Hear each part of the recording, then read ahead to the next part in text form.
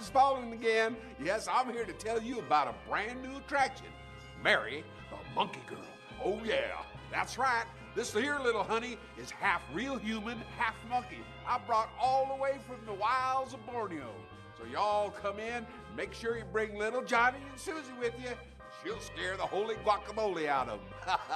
And remember, while you're down here, pick up your Captain Spaulding for President t-shirts. Come in all shapes and sizes. Small, medium, large, and jumbo for our big bone friends. We all know how you got that way too, huh? Yes, from eating my delicious fried chicken. Oh, yes. Just keeps getting better all the time. God bless America, and God bless Captain Spaulding.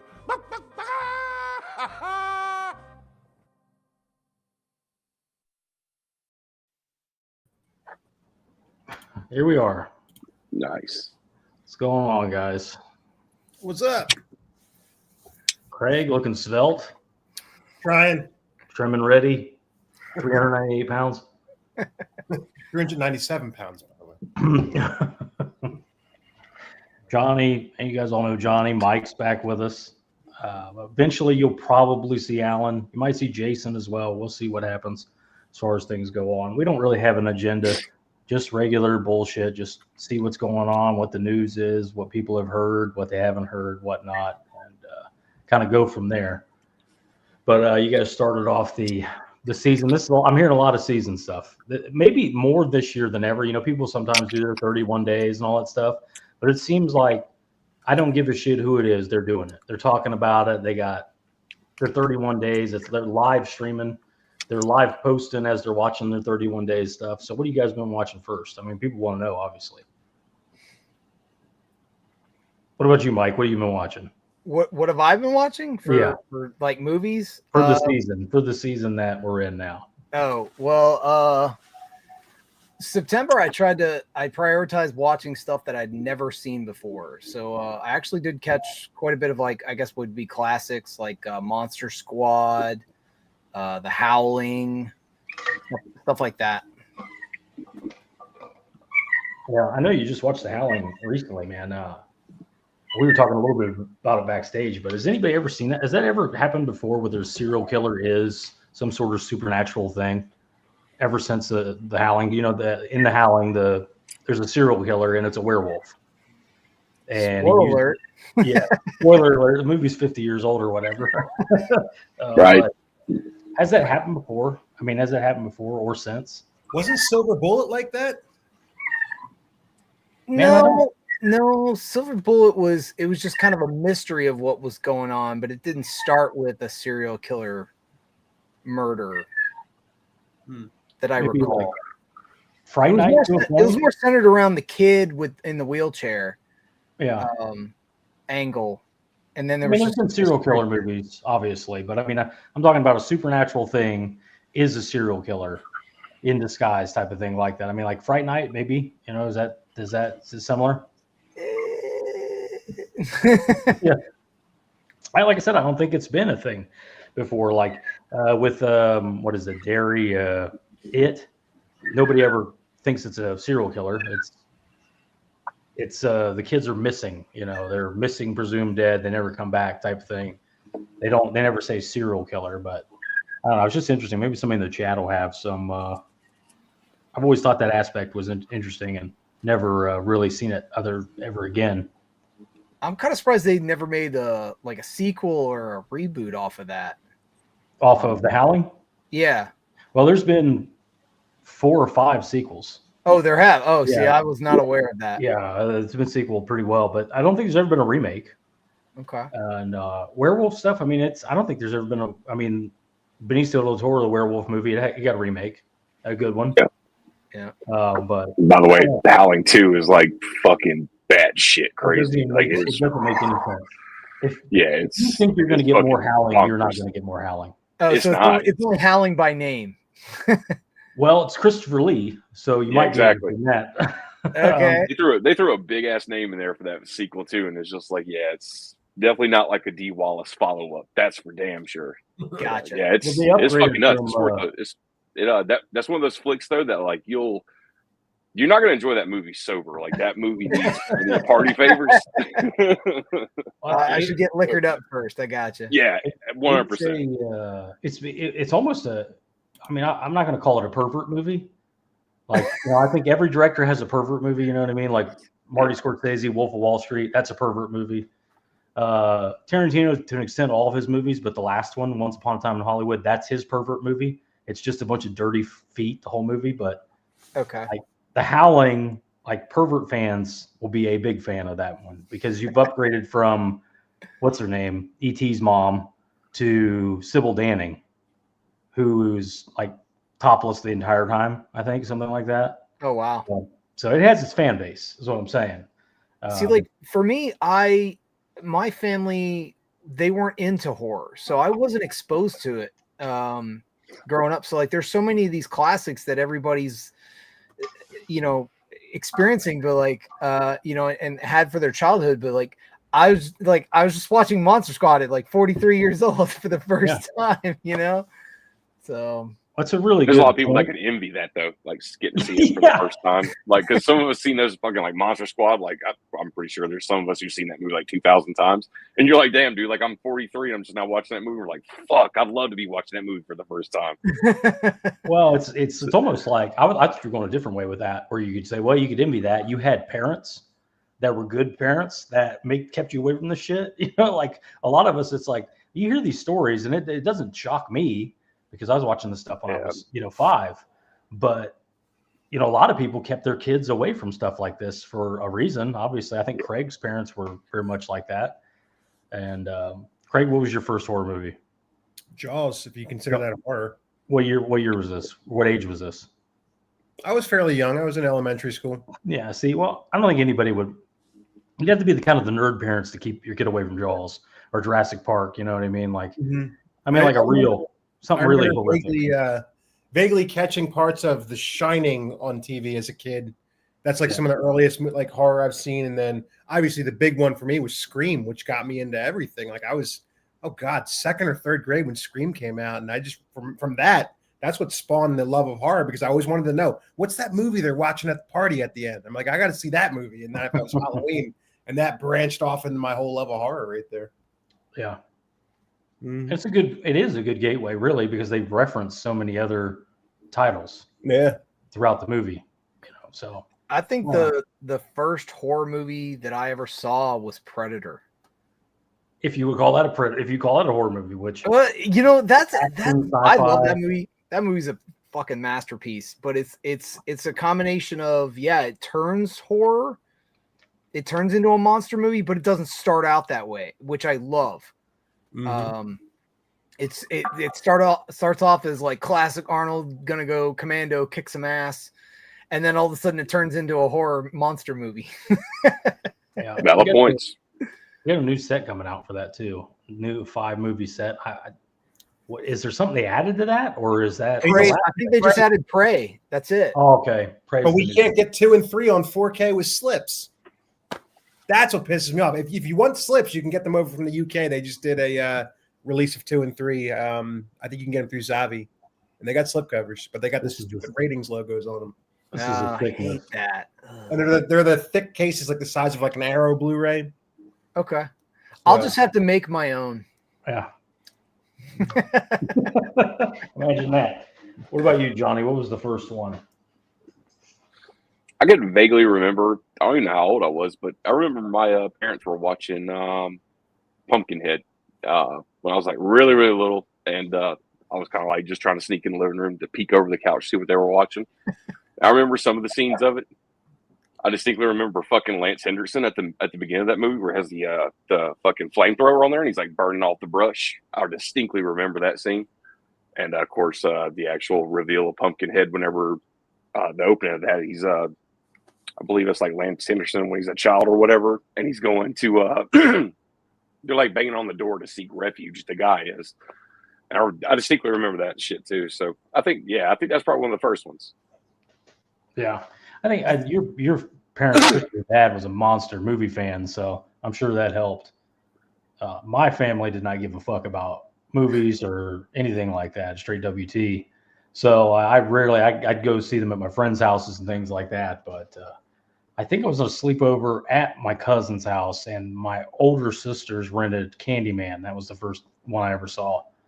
They would not let me watch it. Obviously, I just waited till they went to sleep and watched it twice while they were asleep. And but yeah, I don't think, like, I hear this a lot lately.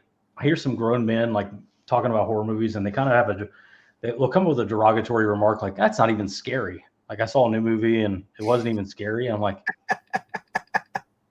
you're 44 years old. like, should you really be scared by The Conjuring or whatever you're referencing? You know what I mean? It's like, you can be creeped out. Don't get me wrong. I mean, if you're like Alan was telling me the other day, he was watching The Conjuring alone in the house, complete darkness, and he's got these two dogs that, I mean, they would roll over and die if if you jumped and said boo. I mean, they're very weak dogs.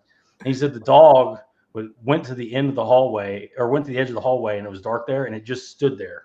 And it wouldn't move. It wouldn't move or something. And he said, "Don't fucking do that shit when I'm watching The Conjuring." What are you doing? You know, like, I'm like, I don't know. But I get that's one thing to be a little creeped out, but it's like, I don't know. Maybe you change your vernacular a little bit if you're over 40, talking about fucking scary movies. It's like, what the hell is scary? I was talking to Steve about this the other day. I was like, dude, we know the horrors of life. What can they show me on the screen that's scarier than that? Right. Exactly. I like the horror that gets me to react like, oh, like, just not so much like, I'm scared, but like kind of all we have left. Yeah, I know, right? It's like, Jesus, do something I haven't seen before. Like, oh fuck, kind of thing. Yeah. But Craig, I know you have been watching some newer stuff. What else have you seen in the theater besides one failure after another? What did I watch recently? So me and the wife, I mean, I've never seen the first one of this, but we saw Freakier Friday, and that was just one I just kind of already forgot about. But she was happy, so worth it. She likes the first one. I will say there are a couple funny parts in it with Jamie Lee Curtis. She still holds up as an actress. You should pick up the. I'll tell you what, Lindsay Lohan looked great. I don't know what kind of work she had done, but it looks like she hasn't aged. Where's she getting the money for all this work? I don't know. She blew it on drugs. I mean, like, where's she getting the money for the plastic surgery? I know. She looks like she does in the first movie. But saw Freakier Friday, and then obviously Jurassic World Rebirth. Saw that over the summer. So yeah, I mean, I only saw a few movies in the past few months. So what'd you think of that Rebirth? So Rebirth, when it comes down to it, it almost seems like a spiritual reimagining of Jurassic Park 3. It almost has like the same plot of 3. It's very, very similar. Yeah, I'm just wondering, like, how many times do we have, like, we stumbled upon the island, or there's another research island that we've never mentioned before? I'm like, how many research islands are on the damn thing? Well, basically how I take it is that, like, they hyped up Jurassic World Dominion as being the final closing chapter of this franchise, bringing the original trio back. And basically, Dominion, if you haven't seen it, it was such a letdown. It was way too long. It was almost 3 hours. It still made $1 billion. A ton of money. Yeah, it definitely made a shit ton of money. But they focused more on these subplots that had to do with locusts and a corrupt scientist more than I just want to interject one thing. This motherfucker is the most critical person. He loves Jurassic Park. Let me just go back to that. He's a big Jurassic Park guy. He is so fucking critical of this franchise. But goddamn it, anything else, he's like, man, it's all right. It's good. A dinosaur movie about fake dinosaurs on a fake island gets the most volume turned to 11 with scrutiny. But a fucking movie about some goddamn Antifa terrorists, he's like, I liked it. Like some of it, it's not so bad. Anyway, I didn't mean to cut you off. So Dominion, that's all right. Dominion was a letdown, especially for the hardcore fans. Like, we wanted something more. We just left the theater feeling just that wasn't enough. They could have done so much more with that, with what they had. And they immediately went into production within like 6 months of like writing this new one. Wow. And David Koepp, the writer of the first two movies, who adapted the Michael Crichton screenplays, he was back on board. Steven Spielberg was back on board with producing. So, that was really kind of like the magic coming back. Like, okay, we got to outdo what we did the last time for the fans. And they really did, like bringing it more dinosaur based and more action instead of like pointless dialogue and shit. So it was really kind of like I kind of said about Alien Romulus, like Rebirth was kind of like a Jurassic fan film with a budget. That's what it felt like. Okay. Yeah, but I kind of like I said, it takes elements of 2, it takes a lot of elements of 3, and it kind of just puts them together, and you got another almost $1 billion box office movie. I obviously the first one is a masterpiece. I love the first one, and I remember I actually went and saw Batman the Mask of the Phantasm, and then I hopped out of that theater and hopped in and watched Jurassic Park. Mm-hmm.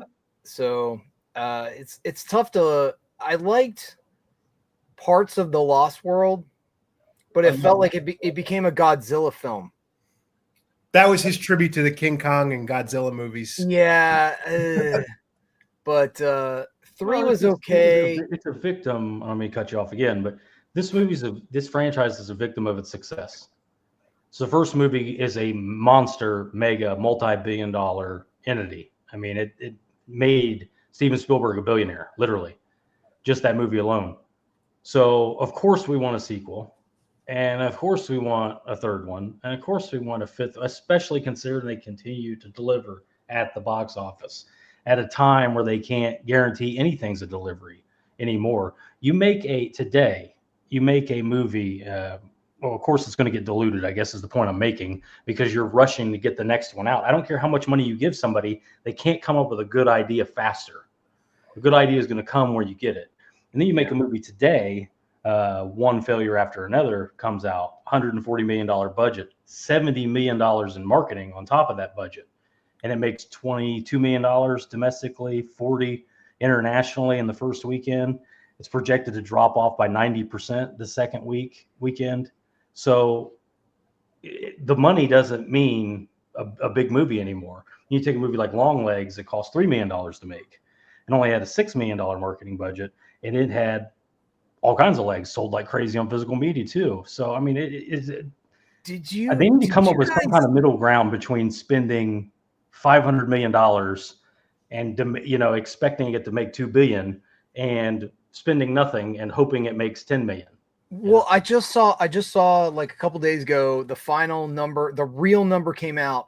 It cost $419 million for Dial of Destiny. That wasn't even including marketing. Like, who the fuck greenlit that? Who cut that check? That was Disney. Dear God. Like, look at it. I don't think Crystal Skull broke. I think it was like 735 million worldwide, and that was with Spielberg at the helm. Mm-hmm. How did they think that this? And then this was like 15 years later. How did they ever think they were going to make that money back? Yeah, I mean, people get fired, their heads roll. They get a new guy in. A new guy is a big fan of this, whatever. So, there should be some kind of, hey, we don't spend. There's exceptions. James Cameron came along. I believe he had the first $100 million movie. I could be wrong with that, but I'm pretty sure it was the first $100 million movie for him. But James Cameron had a proven track record, and he didn't make a movie every weekend. He was typically over budget and late. Yeah, but a proven winner is what I'm trying to say. I agree. A proven winner. Him at the helm, his ideas, things like that, they go well. So, I mean, I just think we maybe should dial it back a little bit. Maybe come up with a more reason. Maybe make it $50 million as the cap. You got $50 million. That's a lot of goddamn money. And if you need more than that, well, maybe we can talk about it. But I don't really see the need for more than $50 million. When I see Longlegs, they spent $3 million and got what you got for $3 million.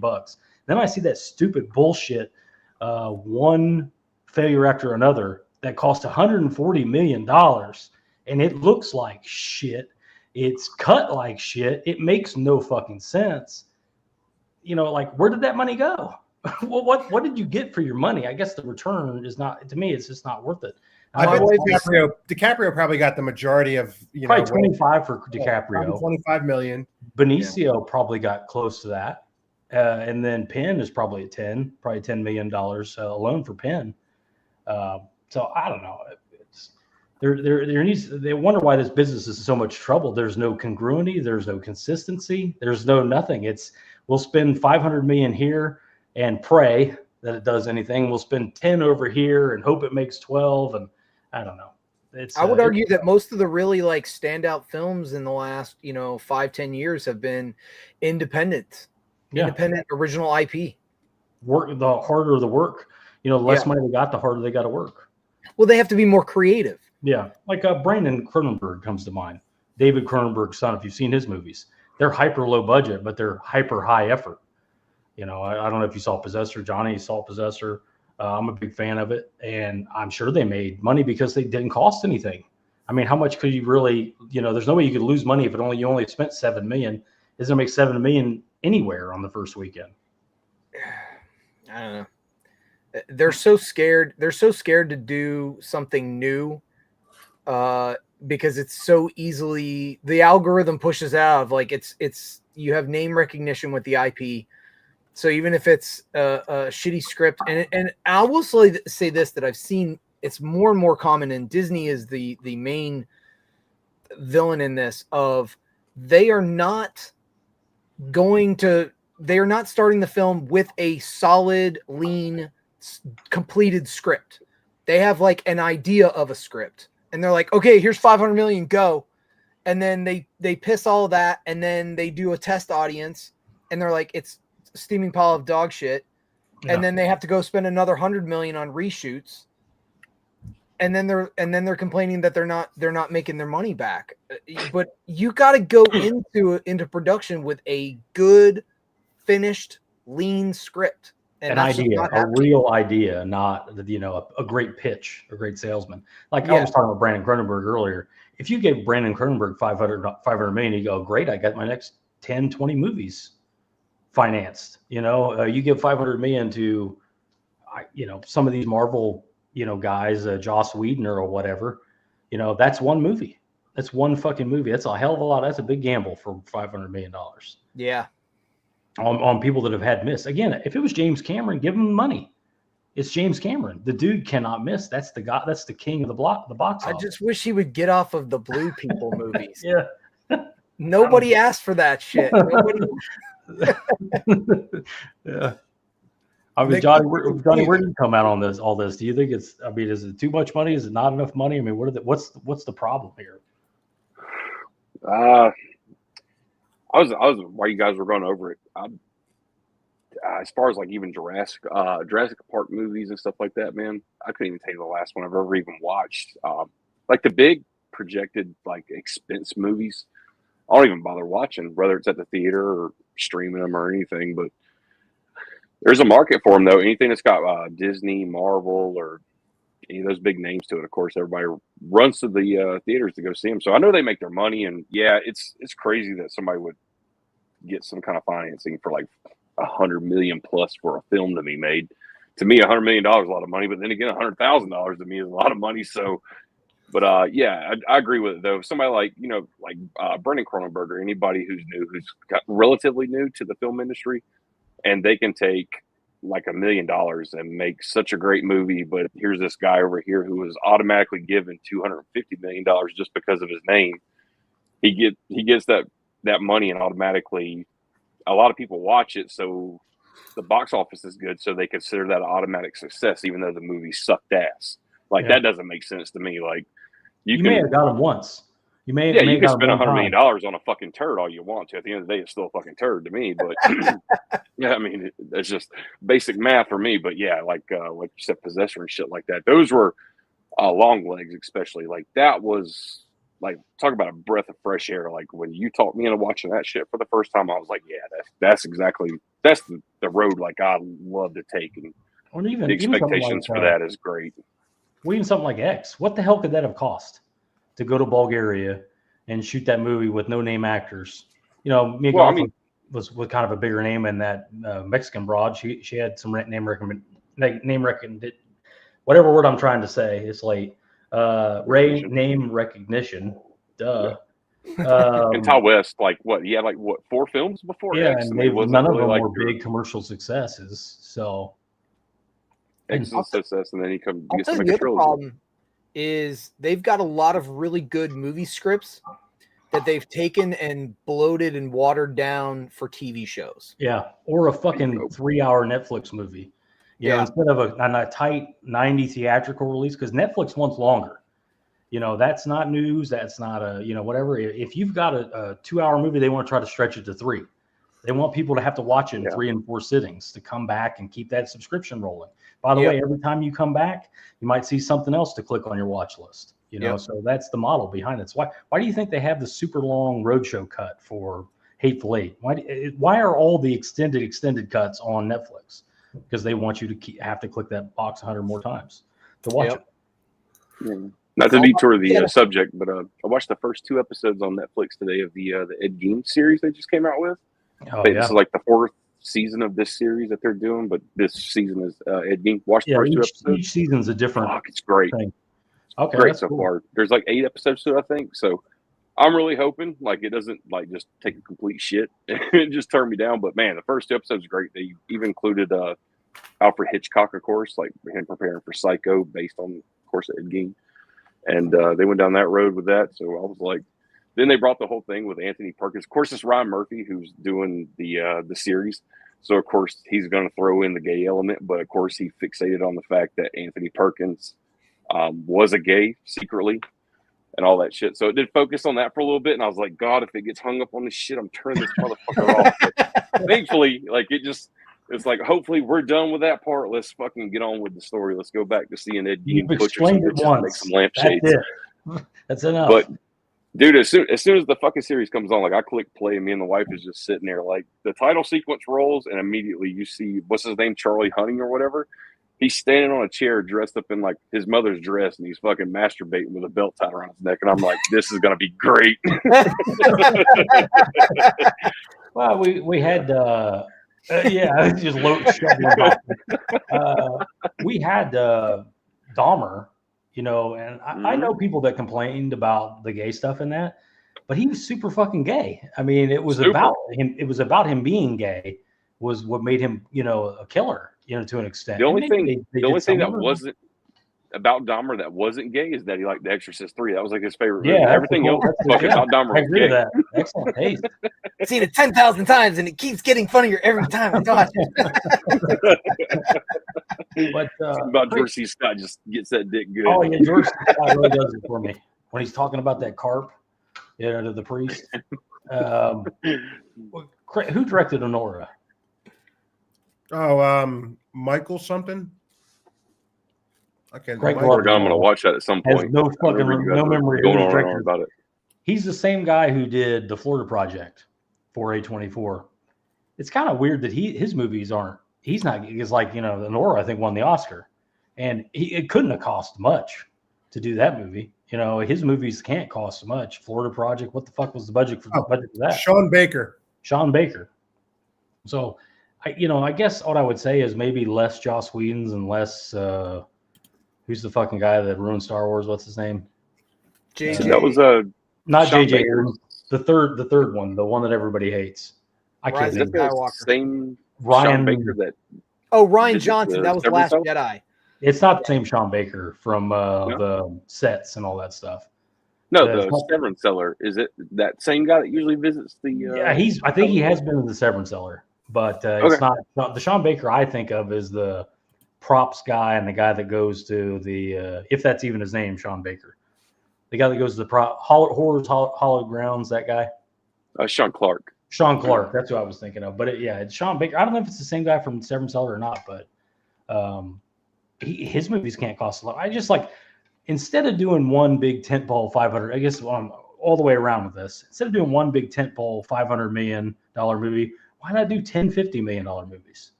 Why not spread it around a little bit? And don't you think your success ratio would go? Sure, some of them are going to bomb, but if one $500 million movie bombs, you're fucked. You just shit away $500+ million plus all the marketing. And if you market a $500 million movie, you have to throw a compensatory number at that marketing. You know, it's Disney's the expensive. only studio that can do that, though. I feel like Disney's the only one that can like afford to take a loss, and they can still. Yeah, but they Yeah. can't keep that up. They can't keep that up for long. And even now, you can see that they're trying. But that's the problem. Is like you just can't like come in one day and be like, all right, we're gonna stop doing this stupid shit. It's like so many things are in the pipeline already where that money has already been spoken Allocated. for. So like For tax no purposes matter and whatnot. yeah, whenever somebody finally comes in, it's not going to be like until 2 or 3 years later before that new plan actually starts showing up on screen. And I don't That's the issue. mean to shit on Ryan Johnson. I like Looper that he did. I don't. I know he fucked. I haven't seen. I saw clips from that Star Wars that he ruined. That people, everybody says he ruined it. I was never on the like you ruined my childhood bandwagon until I saw Last Jedi, and I walked out of the theater with my wife. I was like, well, I don't give a shit about Star Wars anymore. Damn. The movie had left you with nothing. All of the characters failed with everything that they were trying to do.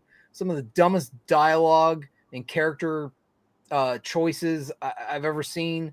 And you literally, when you walk out of that movie, you're like, I have no idea where they're going to fucking go with this story because they just killed the main bad guy. You know, everybody else failed doing what they're doing. Luke, died from forcing too hard. Yeah. Yeah, he just Luke was the eternal optimist, and now he hates everything. He hates everybody. He hates everything. He's so fuck. I get it to an extent, but you just don't think it would be like if I turned Huck into some evil piece of shit. Like, it's not possible. Everyone knows Huck. I knew that film was in trouble when Mark Hamill was trashing it on the press tour. But to be fair to Star Wars, Mark Hamill has lost his fucking mind. Clearly, this dude will not shut up about. He's another Stephen King. It's like his whole life is one fucking thing now. That's all he wants to talk about. It's annoying as shit. It's like, how about you just worry about scraping the rest of your career up, the last few movies that they're going to put you in, and then become a political pundit. Because nobody cares about politics. I miss the days when we didn't know. It was like Lifestyles of the Rich and Famous. We just imagined what their life was like and who they were, and it's the old saying, never meet your heroes. But the problem is like they're coming to us now on social media. So we don't have a choice. Hey man, I'm a fan. I want to know about your next movie. By the way, did you know about there was really, the secrets of the Holocaust? Nobody cares, man, what you think. Nobody cares. Like, get up there on that.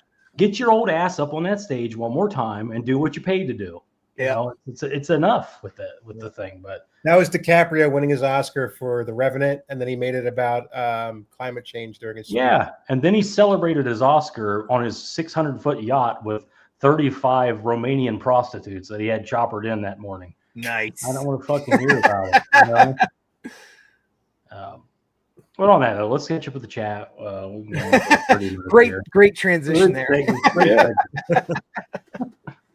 My only retort is the broads he bangs, man. Like, their age is just it's too young, man. When you're in your late 50s, I mean, I don't know exactly how old he is, but he's got to be up there. Is it just me, or does Leo? Is he like slowly transitioning into Jack Nicholson? I said that before. Nice. Yeah, probably. He needs to go biopic and play Jack Nicholson. He does. Scorsese may have cloned him. Like that. He just said, "I want a Jack. Give me a Jack." There you go. Give me a Jack I can get along with. All right. Said what's up to the guys. Good to see everybody. Everybody hit all the buttons. All right. Allie's in here. Holland's in here, of course. Falcon's in here.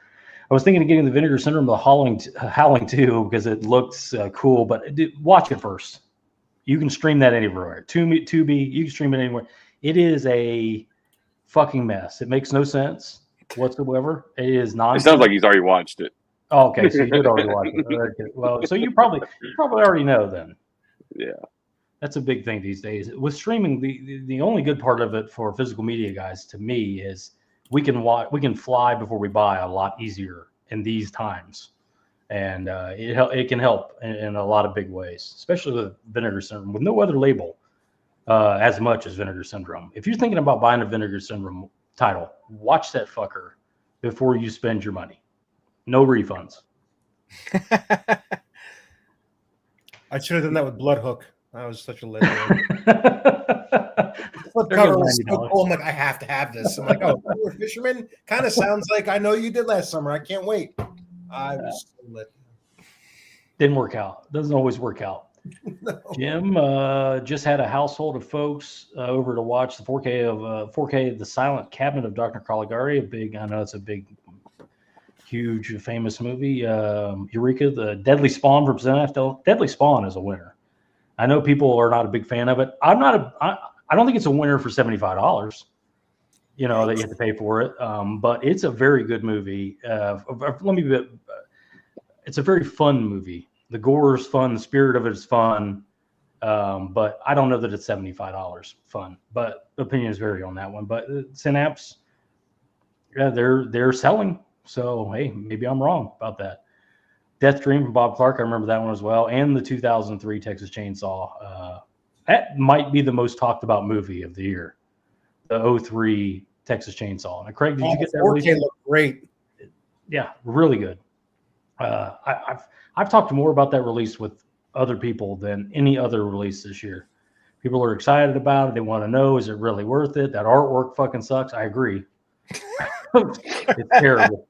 There is a solution, by the way, if you did get that these from Arrow, the first one and the second one. There is a solution. Our boy Brian over at Last Movie Standing has a really nice dual box coming out. He's in beta testing with it. He's sold some to make sure everything holds up and right and whatnot, but it's a really nice, he's going to be selling it. I think it's $18, something like that. I didn't really look at I'm not a box set guy, but if I was, I would buy that fucking thing to cover that heinous fucking artwork. What do you have against the box sets, bro? What's your damn? I'm not a shelf guy. I'm not I'm a little bit more of a minimalist. I don't really need the book. I'm not just a box set guy. I don't care about booklets, art cards. I want the most high horsepower disc I can get in a replaceable package. That's what I like. I like a standard case that if it breaks 20 years from now, I can get another fucking case. I don't like digipacks. I don't like anything that's super fucking weird that if it gets damaged, I'm fucked on the deal. Hey, Yeah, Site has a standard case for the guest on 4K. Yeah, so there you go. I mean, if I ever wanted that movie, which will never happen, I would get that standard release. But, like I say, it's different strokes for different folks. But his quality, from everything I've been told, is very similar to Mike's quality. So you're getting materials from Mike's shop being made into this by Brian, and it looks great. If you're into those kind of box sets, you can't go wrong with that. What's great about Brian's stuff versus mine, the biggest thing is that my slip boxes are like kind of a one size fits all kind of box. His are broken down to exactly what you have. So if you have like a naked Blu-ray or 4K case, he's got a size for that. If you have a steelbook, he's got a size for that. Versus mine is more, like I said, one size fits all, and I have like an insert or something like that to help you out. But that's really the biggest thing. Yeah. And like I said, I don't know what you'd call it's a soft open. I don't know what you call it. He's gearing up for a full open. So it's not exactly available yet. But I don't know. You talk to Brian about it. I've seen the pictures. It looks badass. I know Alan got one. A few other guys got one. I think Tommy, because like I said, the artwork on both of those Arrow releases ain't great. Let's just say that. Some franchises are tough when it comes to art. I will say that. This thing, I've talked to maybe 20 people about this. If they had just done the split face that they did with those Friday the 13th, you have the Kemper mask mixed with the traditional mask that he wears in this. Yeah, everybody would have fucking loved it. Chainsaw splitting the two down the middle. How fucking hard is that? But I've also talked to Chase about this, and we both fucking agree that they didn't care about the artwork. What are we spending money on the fucking artwork for? Because this thing's going to sell like $2 ass in Tijuana anyway. Everybody's been waiting for this 4K for 15 years. So, I mean, it doesn't really matter what artwork we do on it. We could do a blank case and people fucking buy it. You know, one of the James Bond sets on Blu-ray. That's all it is. It's white paper with just the title. It doesn't get any more minimalist than that. Yeah. Like I said, they don't try. And then Chase has also made the other point where it's like some of the Arrow limited editions, they have to overdo it with the big box set and overdo it with the artwork just to get the fucking thing in the cell. You know, like they'll like Miss 45, for instance, and we've talked about it. There's a reason that's a limited edition hard box with all the bullshit in it, because who the fuck even wants that? You know, people can go, well, maybe you haven't seen it. No, I've seen it. It's not very good, in my opinion. It's not going to be a big seller. Some people, it might be a huge seller, but not like TCM, for instance. Right. Sydney saying, did we get the Nightmare Elm Street 4K box? Did you guys get it out? Or Johnny, did you get it? Nope. I didn't get it either. Looks like Craig got it. Did it come beat up? I got it somehow. I don't know how it happened, but there is a scratch, a faint scratch across the top. I don't know if you can see it towards the bottom. Yeah. You can see it in the light. It's got a What scratch. you need to do is go to Brian's channel, Last Movie Standing.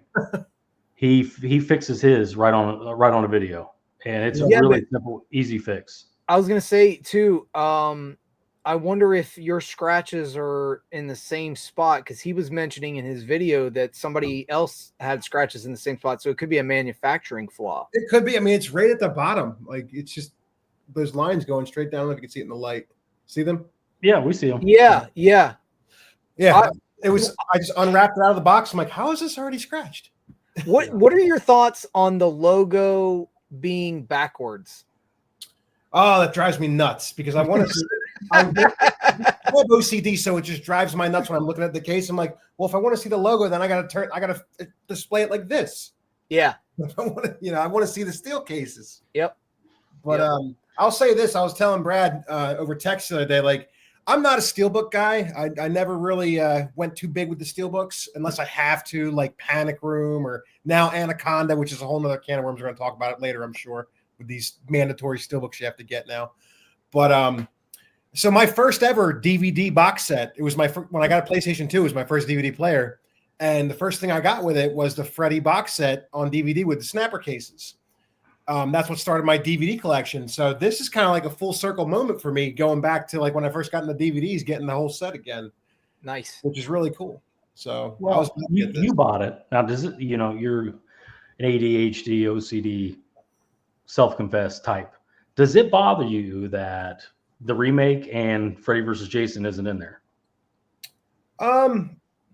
No, not really, because I feel like Freddy vs. Jason was more of a Friday the 13th movie. I feel the exact opposite. I feel like it's more of a Freddy movie. It takes place in the fucking Freddy's town, and all that shit. And he brings Jason to his town, and who has more dialogue in the movie? Yeah. Well, it's not a fair measurement. It could be a rights thing, because like Scream Factory did Freddy vs. Jason in their Friday the 13th box set, so maybe that's probably why they didn't. I don't know. You never know why, but well, they could have done it too, but because for Scream Factory didn't do Freddy vs. Jason. I mean, obviously it was in the set, but they didn't do it. They bought discs from Warner. They bought discs from Warner and stuck them in there. So they could have done something similar to that. But at the same time, some people maybe like Johnny settled it. Is it a Freddy movie or is it a Jason movie? Mm-hmm. Yeah. I don't know, man. I don't know. So I don't know why they won't do the other two in it. I feel like you could have put Freddy vs. Jason in there, but the remake is a total different tone than the rest of them. Yeah, but it's still called A Nightmare on Elm Street, and it is a remake of, just because it's not Robert Englund. If you had a Child's Play set, would you want the remake of it in there? Probably. So it's like, I don't know. I don't have a dog fight in the fight. I'm not a Nightmare guy. I didn't buy the set. I'm not buying the set. If it was me and I was buying let's just say, for instance, if they did Freddy versus the Scream Factory Friday the 13th set, let's say it doesn't have the remake in it and it doesn't have Freddy versus Jason in it. Are you pissed? Probably, because I like all their sets. Yeah, I would say. I would have been pissed if the remake wasn't in it and Freddy vs. Jason wasn't in the F-13 set from Scream Factory. Well, I'm wondering if the Freddy versus Jason is not going to be done by Arrow because they have the contract with Warner. You would think they would have bought them all at one time, got the license all at one time for all those Dimension. What the fuck are they called? I can't remember the name. It's New Line, but the Platinum Dunes. Platinum Dunes. They got that Platinum Dunes catalog, and the remake is Platinum Dunes. Freddy vs. Jason's Platinum Dunes. So you would think they're going to do it. Well, But to I answer your did- question about the OCD thing, it doesn't mind because my DVD set had these ones in it. So it's So just it's an only upgrade of those my 7. DVDs. Okay. Do you have the spine moment. slash? You're Is there definitely missing a Robert England. You're definitely missing a Robert England one. Freddy vs. Jason is the last Robert England portrayal, I believe, of the movie, right? Yeah. Yeah, as far as I'm aware. No, I didn't get any spine slashes for sure. Well, that's good. That's good. Well, like I said, after the stream, check out Brian's channel, Last Movie Standing. He repairs his, and it's a simple, easy fix. No big deal. Johnny, are you just going to grab that standard edition from Groove? I'll be honest with you. I think my Nightmare on Elm Street, the Blu-ray set that we got years back, I think I'm just going to stick with that. Yeah. I think I'm okay with that. And this is not the last time, by the way, that these movies are going to be released. You know, people are freaking out about that set, and they're paying. I don't know what they're paying on eBay, but I'm sure they're paying a lot for a perfect condition one. I take that They back. are nice. I mean, they I do do have have the- job on these.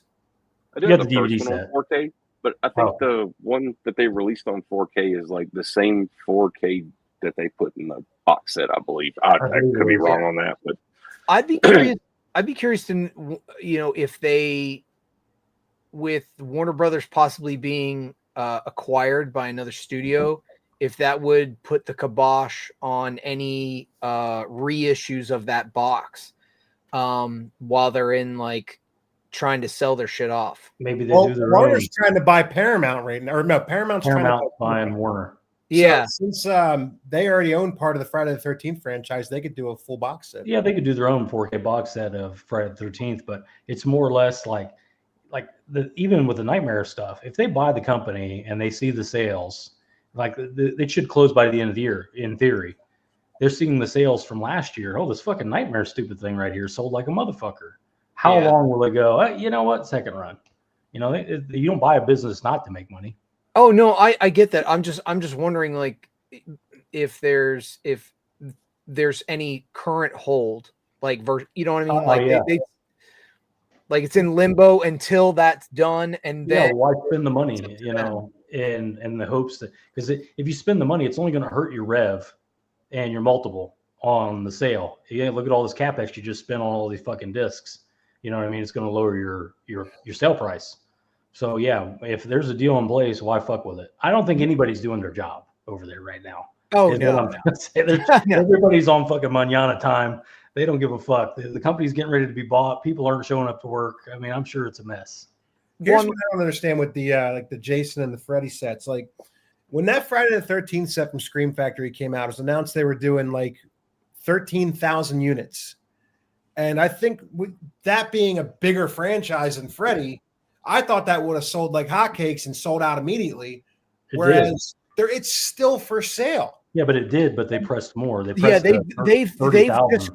they've just repressed it over and over and over because it keeps selling. It sells to this day. Yeah. This 15,000 units, it's done. It's already gone. Yeah. Yeah. But it's the first run. Your second run won't have that sort of authenticity. But there could be a second run. Steelbooks do that all the time. They just did that with the Superman. They reissued that box. I mean, they changed it a little bit. They dropped it from 5 steelbooks to 4. Mm-hmm. But it's the same box. It's the same artwork, same steelbooks. So I suspect, like once all this legal, whoever owns it at the time, yeah. Paramount, Universal is another big contender. Amazon would like to have it. I don't think they're going to let Amazon buy another fucking studio, because that's all they do lately.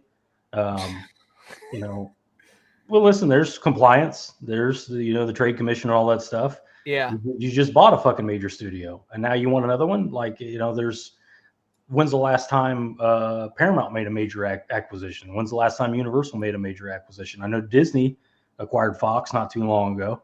So the only thing I would say is there is a great many of MGM titles that Warner Brothers has rights to. So Amazon could have, they could attack it from that angle of like, technically, look, those are MGM things. I think Warner Brothers owns like pre-1986 MGM titles. mhm. So you could make the argument of like, it's not that we're acquiring new stuff, it's just we're completing the acquisition of Good point. the MGM stuff. We all lean towards Paramount because Paramount loves physical media, and that Exactly. would be the best for us. But in Yes. reality, it could be Universal, or if Amazon's allowed to buy it, they would love to have it. I don't see Universal grabbing it. I don't. So we'll I see Paramount. I heard Netflix is thinking about it. That would be worst case scenario for media. Yeah, you got a point there. All right. Like, it's crazy that this set though, it's sold out in the pre-order, whereas the Friday set didn't. The pre-order one that was like $180 10 years ago or whatever. Yeah. Like that was a lot of money back then. This was what were they? 180 plus, It was for 7 movies instead of, 170. Yeah. I don't know, man. They still sell it to this day. That's still, I think, the best physical media release we've ever had is the F-13 set. But if Paramount gets it, if Paramount gets Warner, I would bet money that there will be 4K masters of the remaining ones that don't have 4K masters, and that will be a big steelbook set just like that for. Yeah, that's what I was thinking. That Paramount's going to like piggyback F-13. off of what Warner Brothers did and just do a Friday set in steelbooks. Well, some of the work's already done. You got Jason X, Jason Goes to Hell. The remake's already done. So and they've already done 1 through 1 and 2 on 4K. So there's not a lot left to do. I will say that I thought it was a mistake that they didn't include the remake in the box set, just because there's no other way that movie's going to sell. The thing is, there are big fans of that movie. Who are these There are a people? lot of people that I don't care for it, but there are a lot of people that are like big fans of that movie. The cast, something about the time, I don't really know, but there are a lot of big defenders of that. I think Arrow's going to do it probably just by it themselves. would make sense. Single release. Yeah. It would definitely make sense. Johnny, I don't where do think you it'll come be out the on chunky that? box though. Yeah, it'd be a slip at best. Where do you come out on that F-13 4K set? Do you think you'd upgrade if Paramount did a master set of all the F-13s on 4K? I'm good with my Blu-ray from Scream Factory box set. Yeah. It's like they're still making movies for that. Yeah. This is another problem. Reason you asked me earlier why I don't like box sets. They continue to make these movies. There will be another Friday the 13th. There will be another Halloween. There will be another, you name it. Now Nightmare, maybe not, because they've proven without Robert Englund, you don't have much. That character talks. He's, it's more of a character than these other. You can put a fucking mask on any jackwagon. You put a mask on Yep. Fred, and he's Jason now. So it doesn't really. Michael Myers is the same thing. So there will be more of all those franchises, but maybe this is the end for Nightmare. Who knows? I'm just curious, like, how are they going to do a TV show, like a Friday the 13th TV show? Like, is that going to be like CW crap, or is that like It's going to be teen drama at the Crystal Lake. I'll tell you what looks pretty good. That Dairy. You guys seen the trailers for that Dairy TV show? Oh yeah. Some of that looks pretty goddamn good. I'm kind of surprised at that. Yeah, but that I feel like the It franchise is totally different in versus the silent stalking slasher guy roams through forest. Like that's totally different. I still don't see how you're gonna have that. That's what I'm saying. Like a TV show of that does not appeal to me at all. Well, in Friday the 13th, there's lore that Jason's father had his own story. He was like a serial killer himself and into all sorts of the occult and things like that. Okay. And Pamela Voorhees, the same thing. So I don't know. We'll see. I'm not hopeful for it. I'm happy with the ones we have. So we'll see what happens. Okay. See what's next here. Daniel, my metalhead uncle was heavy into Freddy. He used to scare the shit out of me with the Sandy at the top of the stairs. Everybody's got an origin story with this stuff, with their uncle or their parents. Cindy said his first was Nightmare on Elm Street, and then The Exorcist. Dear God, man. It's a rough weekend. Lohan married a financier, of course. Absolutely. The bad guy in Jurassic Dominion was a mall cop version of Steve Jobs. Brian, what's going on, Brian? My biggest complaint with Dominion is they had a chance to bring back the Goldblum's daughter, and they thought, oh, that's cool. Yeah, that's interesting. It seems like they're bringing back the wrong characters. It's like, again, I've said this before, but who the fuck was clamoring for BD Wong to come back? The guy that was holding the fucking egg, the nerd in the dinosaur incubating room. I swear that was just a group meeting. They're like, who can we get in here? Who's the scientist of this? Hey, why don't we get that Chinese guy that was in the first one? Wayne Knight should have been brought back already. It should have been a burn up. I would burn up half his face. Wayne Knight.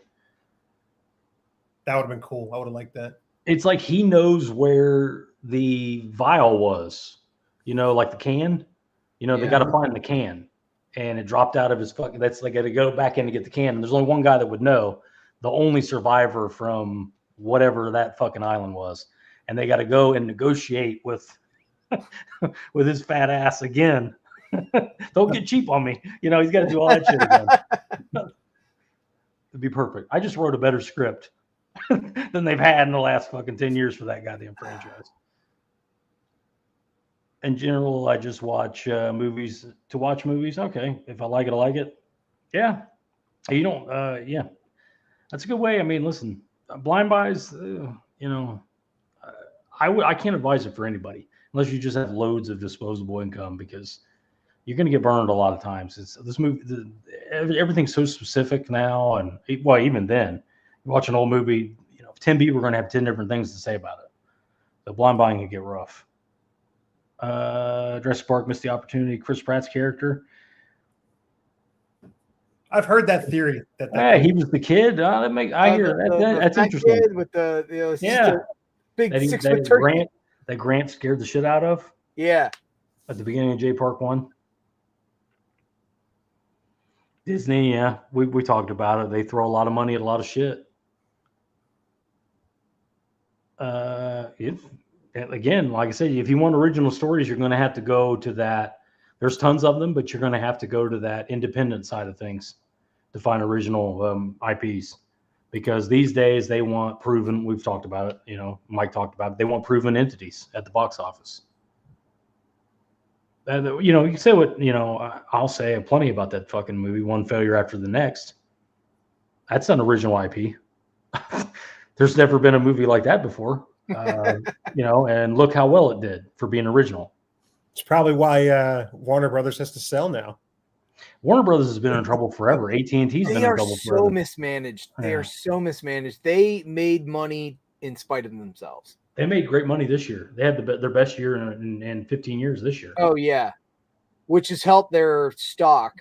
AT&T stock. But it also helped their sale price. It boosted their sale price. It goes on this year's the trailing 12. It's going to go off the trailing 12, and it looks really good. But you look at the fucking 36 before that, it don't look so fucking good. So they're going to get a good price, and AT&T is going to walk away with the money and get back to fucking selling cell phones. I'm surprised they moved Mortal Kombat 2. Oh, did they move that back? Yeah, they moved it like 7 months, 7-8 months. So it's not coming out till next year. It's supposed to come out like October or November, but they pushed it into like May or something of next year. Summer blockbuster, probably. They want like the summertime crowd seeing it. Yeah, I guess. I'm really hyped for that one. I really want to see that. That looks really good. And it's Carl Urban playing Johnny Cage, right? Yeah. I'm a huge Carl Urban fan. I'm a Carl Urban fan. I like his stuff. I still like to see him do another Dredd. May never happen. But I loved him in Dredd. That's cool, Daniel. Way of Water. I'm not sure what that is. Way of Water. Oh, that's the Avatar. That's the second Avatar. Oh, okay.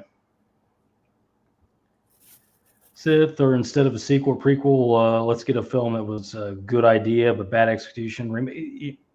That's another thing where it's like there's so many that you could have done different, but it's like good luck convincing a studio head to try again. Why would we fucking try again when we just did this and people fucking hated it? You know? I'm still advocating for a like horror Star Wars movie. Like there's a rebel base out there, and there's like some freaky ass monster that's killing them and shit. Go hard, rated R. I mean, the Star Wars fans are now in their 50s and 60s. It's not like they wouldn't see it. Yeah. You know? So, like I said, maybe we'll get it. Maybe we won't get it. I guess I said Bulgaria. It was New Zealand. It's all the same shit to me. Shame on you. Daniel loved Long Legs. However, for me, I wanted more of the story of the third act. Yeah, I think they ran out of money, man. I think that's pretty evident, especially after we know the budget and everything. How long do you have Nick Cage? And by the way, Nick Cage, I believe, got zero salary for that movie. He took back end money, so it probably worked out even better for him. Yeah. But how many days are you really going to get Nick Cage if you're not paying him? You know, he's there, he's a producer or whatever, but at the same time, he also makes about a movie a month. He's got tax bills out the ass. He ain't running no charity. Yeah. He's got to pay for that island. Yeah. Or wait, God knows what else is dinosaur bones, all the shit. Falcon is saying that Hollywood is betting on all the wrong actors and to reboot franchises. You know, I'm not familiar with the Tron movies. Jared Leto. You know, I'm not a Jared Leto fan like anybody else. I don't know why he keeps getting work. I guess what I would say is, who do we have? You know, it's like we don't have movie stars like we used to have. True. You know, so it's like, you know, that's a name people know, and you're trying to put a movie together. You're spending a lot of money. You could sell that to a production company. Like, well, we got Jared Leto attached. DiCaprio, Tom Cruise, Brad Pitt. You still got those big names. These are Idris Elba. These are 60-year-old men we're talking about. Idris Elba is also an older actor. You know, The Rock, he makes that. Any movie he makes just does well. Well, not the Smashing Machine apparently, but Smashing Machine didn't do very well at all. I do want to see that though. Yeah, I mean the documentary. I don't know how it's going to be better than the documentary. That's my issue with it. The documentary is so fucking good, and it's like it's a shot-for-shot remake of the documentary. It's like I don't know that I even need to see that, you know, in reality. But who knows? We'll see. I'm just going based off because I loved Foxcatcher so much. Like maybe I'll like this. And it's a Safdie guy. I know you're a big fan of some of his movies. It's not the brothers. It's one Safdie, not both of them. But I don't know. I don't know. If one battle after another didn't make mega bucks, and that's independent, that quote unquote indie. It's Paul Thomas Anderson. It's definitely it checks a lot of boxes for, you know, the powers that be. I don't know. This is of the movies that I've seen, this is the worst year I can think of in the last 10 or so years as far as new movies in the theaters. I've probably only seen about 5 theatrical releases, and I liked one of them, Bring Her Back, and the rest I've basically hated. Okay. So that, again, that's just my opinion. Some people, might think it's been a great year, but for me, it has not. And like as far as Oscar stuff, I mean, it's what. Hopefully, Bring Her Back gets a mention, but I would say this is like Dwayne Johnson trying to get an Oscar with the Smashing Machine. I'm sure. Oh God, I hope that he is not. I'm sorry, like I was a huge Rock fan when he was wrestling back in the day, but his acting skills have not gotten any better, and he plays the same fucking character. This is a different thing. This is not like. You think by looking at that picture, like if you haven't seen the documentary, you wouldn't know this, but Mark Kerr is very soft-spoken and very slight. He's not bombastic. He's not Joe Cool. He's kind of awkward. He's a wrestler, so he's not a pro wrestler. He's a collegiate wrestler. Right. Very, very, very soft-spoken. So I guess that's where he's trying to push for the Oscar. It's like, I'm acting like somebody else for once. I'm not acting like me. I'm acting like somebody else. Yeah. It looks like he's got AIDS at this point. I don't know what the fuck's going on. Yeah, man, he dropped, man. He got off the juice. He probably lost 100 pounds. Yeah. He looks very, very thin. Yeah. I don't know. Johnny, what movies have you seen this year in the theater? Last one I saw was The Long Walk. I enjoyed that one. Yeah. I can't even remember what the last movie It's so was. fucking much easier to just wait a week and get the goddamn thing at home. You know, Right. like these days. What about? I mean, I know Black Phone 2's coming out, and there's a lot of early reports to say that's the best movie of the year, the best horror movie of the year. So, Super and the stoked for trailer looks fucking good as hell. It does. Looks really good.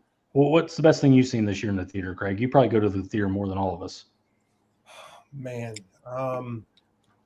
if I'm thinking back to from January to now, I guess the only one for me that was really entertaining was Jurassic Park or Jurassic World. But I will, and I'll speak my piece about one slipcover after another.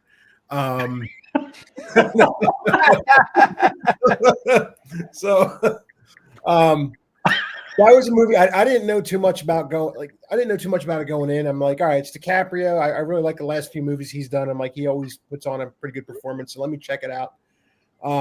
I knew right away when it got into like the Antifa bullshit. I'm like, okay, I wasn't here to watch this. I was here to see like something cool. I thought it was gonna be like a war movie or something based off the title. So I was kind of misled by that.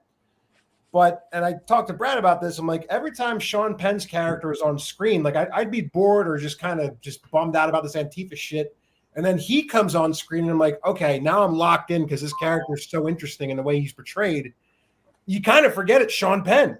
Like he almost reminded me of Dermot Mulroney's character from Scream 6. That same look, the same way he's I was just like, I was pretty locked in with his performance. And there are times that the movie does drag and like it just, I'm like, where is this movie going? But every time it comes back to him, I'm like, all right, I'm back in it again. Like that was kind of cool about it. Like I give all the credit in the movie to Sean Penn. Like that was one of the best performances I've seen from an actor, despite what his character is. And I've seen a lot of articles about, you can kind of relate his character to Hans Landa from Inglourious Basterds. It's almost that same type of character. Like he's just a great supervillain. Just draws you into it. So like if let me speak for Alan because he's not here. Yeah, just see it for his Sean character. Penn's character in this movie is not a wart on the ass of Hans Landa in fucking Inglourious Basterds. I'm not saying he's better. That's a villain, dude. Hans Landa is one of the best characters ever made on film. Yeah, but I think it's hot girl syndrome, dude. I really do. It's like if there's the cast is nothing but threes and there's 1 6, you're gonna go, that's a hot girl, number 6. Right there. She's the hot. She's so pretty. That one's so fucking pretty because she's surrounded by fucking trolls. Sean Penn is the only one acting in the movie. Like the rest of the characters are just mailing it in, just getting a fucking paycheck. That's what I felt. But I will give you that he is the best. He has the best performance in the movie. Absolutely does. The whole movie, like I guess, like the whole third act of the movie is like a cat and mouse chase between him and DiCaprio. Yeah. And by the way, the entire chase is somebody playing Charlie Brown on the piano for the entire third act of the fucking movie. That's the soundtrack is just somebody banging keys on a fucking piano. It did have a weird music direction for sure. You mean it's a Hans Zimmerman score? Yeah, it's very, dude, it's very mediocre. Yeah. Take the politics out of it. It's ridiculous. Maybe you get something out of it, but what drew me to it was I saw the trailer and Craig chimed in right after I saw the trailer because when I'm watching the trailer, I'm like, the only person that seems interesting is the Sean Penn guy. And Sean Penn hasn't done much in years.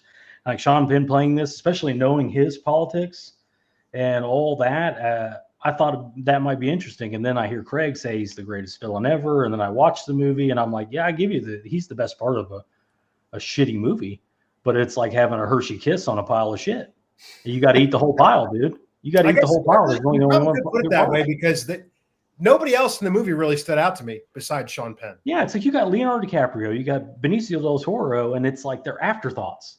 They're just whatever. They don't do much. They don't have much dialogue. It's mostly Lawrence Taylor playing the lead female in the movie, whatever her name was, and Sean Penn has probably the second most dialogue, and then his daughter maybe has the third most dialogue. Mm-hmm. It's a weird movie. Maybe people like it. I'm a Paul Thomas Anderson fan. I like Boogie Nights is amazing. There Will Be Blood is a masterpiece. But I can't recommend it to anybody. I don't know anybody that would like the movie. It's pushing 3 hours long. It didn't need to be 3 hours either. Like they could have made that 2 at the most. I remember when they were constantly trying to cut movies down so that they could have more showings in a day, but it seems like that's like out the window, and they're like, go ahead, make your 4-hour, epic. Here's the thing: if you're gonna make anything north of like 2.5 hours, you need an intermission. We need like, let's intermission. Let me go take a piss, get some more popcorn, and come back. There's no such thing as equality when there's money involved. And you have if you're going to get a plus 2 hour runtime, you should be special. It should be a Tarantino. It should be some of the icons. God, you can name anyone. $1 billion. You got to be $1 billion asset to get a 2 hour plus runtime. Just giving any jackass 3 hours. Because they've done like PTA, how financially successful are his movies? We like them. They definitely have a hardcore audience, but they don't have huge mainstream appeal. And to give this guy $140 million and give him a almost 3 hour runtime, to me, it just doesn't seem right. If it's Tarantino, nobody's complaining about the runtime. If it's Scorsese, nobody is complaining about the runtime. But some Joe Jerkoff with a nonsense story that makes no sense. I was complaining about The Irishman. I couldn't. 3 times. I'll give you that. They could have been much shorter, but at the same time, it was Netflix, and Netflix likes longer stuff, like we've talked about before. So, did it even get a theatrical release? I don't think so. It got like a limited release in like Philly, New York. So it's not a theatrical movie. And places it would do well. Philly, Brooklyn, But yeah, I don't know. I'm kind of surprised. Johnny, did you talk to Zoli about going to see One Battle After? Did you have any interest? I know you guys are DiCaprio fans.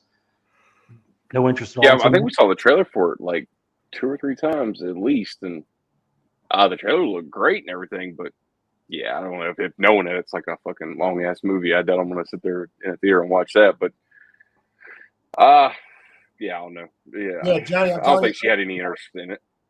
I was bored for about 2/3 of the movie, just waiting for something to happen. And every time Sean Penn came back on, it sold me right back in. So it's ridiculous. I mean, I'll give you that. It is ridiculous. The character. Somebody comments, and listen, there's nothing to spoil. You know what's going to happen. I'm not going into details or whatever. But the character is a caricature of what Sean Penn thinks the right wing is. It's a caricature of what he thinks an ICE officer would be. So he's very homophobic. He's ignorant as fuck. He has no truth, no tact whatsoever. He walks like a fucking dumbass. Like his lats are huge. Yeah, he walks like He's got wings. He's got wings. It's somebody at one point goes, "Why is your shirt so tight?" He goes, "What? You call me a faggot?" I'm not gay. You know what I mean? It's like it's a caricature, and like I said, that can be interesting. It is interesting to see his version of what it is, but it's it's ridiculous. And his character is not really perceived as a racist, but he is joining a racist league. But he's also obsessed with some ratchet, just hood rat fucking black girl. I'm talking like the woman that I call Lawrence Taylor. I don't know her name, but she looks like Lawrence Taylor.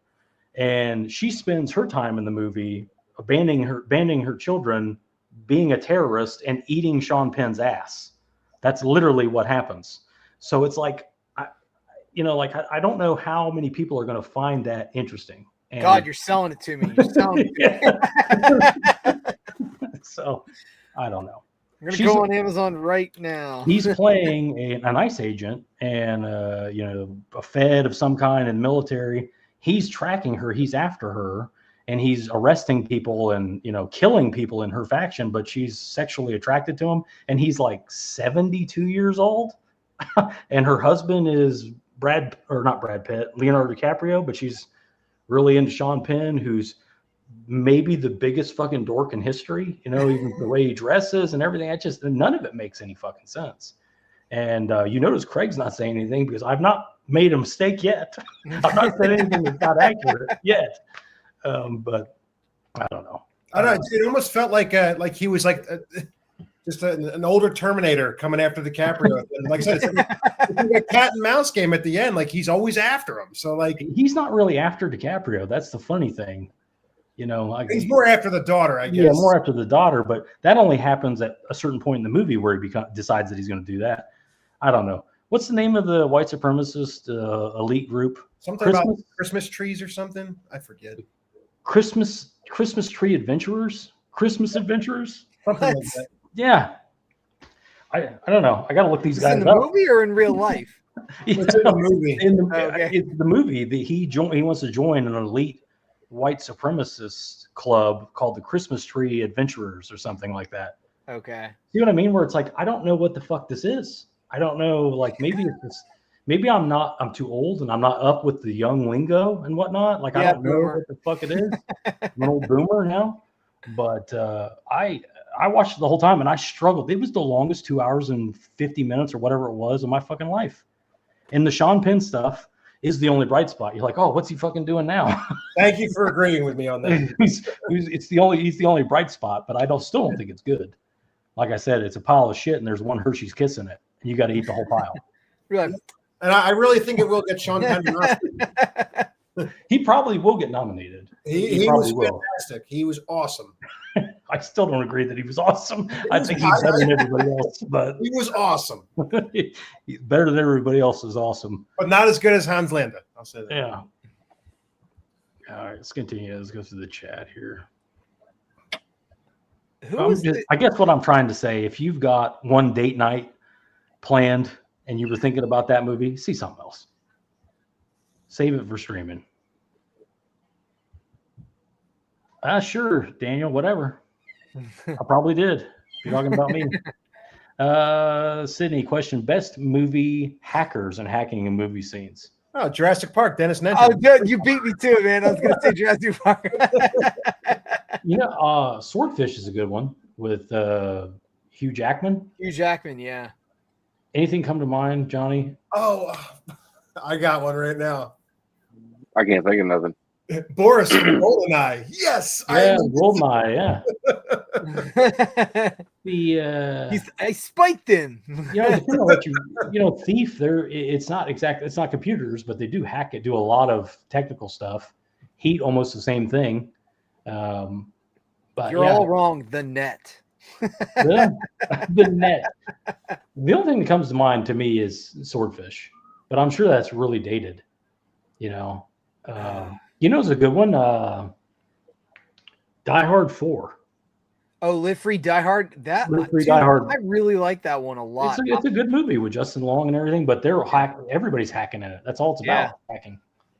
Cyber terrorism. Yep. They hacked the alien spaceship in Independence Day somehow. That's right. With a Mac. How the fuck you pull that off? You break into this fucking thing. Newt hacks into shit and aliens, doesn't she? Am I wrong? So all right, real quick about the Independence Day thing. The only thing I could say with that is they had the ship for like 50, 60 years. So technically they could have learned to interface with it with their current technology. You're welcome. RoboCop. I think RoboCop 2 and 3, there's hacking involved. The kid. I just love how hacking is always portrayed in one specific way, and that in no way, shape, or form is how it's actually ever done. Nah, dude. And when you hack stuff, you get yourself a Red Bull, you play Evanescence really loud, and you just snap Red Bulls all night and hack away like fucking dude in Die Hard did. There is so much dialogue in the night. I can hack into any mainframe, even if it's coded through the firewall. It's like Chinese hacker talk. I don't Mission Impossible. All those movies are heavy with the hacking stuff, if I remember correctly, especially the first one. Yeah, a little bit with the. I don't know if they were really hacking. He was just trying to get into that room, and he had the disc. Floppy disk. Yeah, that's a real room. Totally, you have rooms like that. I'm sure. The girl from Jurassic Park is a hacker. She keeps saying it in the movie. She says it a million times. I'm a hacker. Like, Office Space. Clicked on a file. War games. Yeah, there you go. That's probably it. Hey, Jeff. This is a good point here, Daniel. It won't change until the culture does. The movies we're getting today they're probably 3-year-old properties at this point. Ideas that came up 3 and 4 years ago that are just now being made. So it'll be interesting to see what the next 3-4 years brings.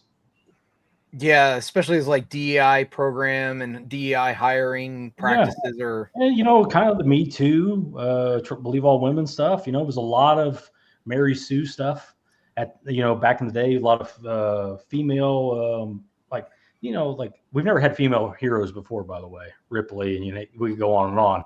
But maybe it's starting to swing back to a different direction. Who knows? Time will tell. Look, my thing. Here's my thing. Take the politics out of it.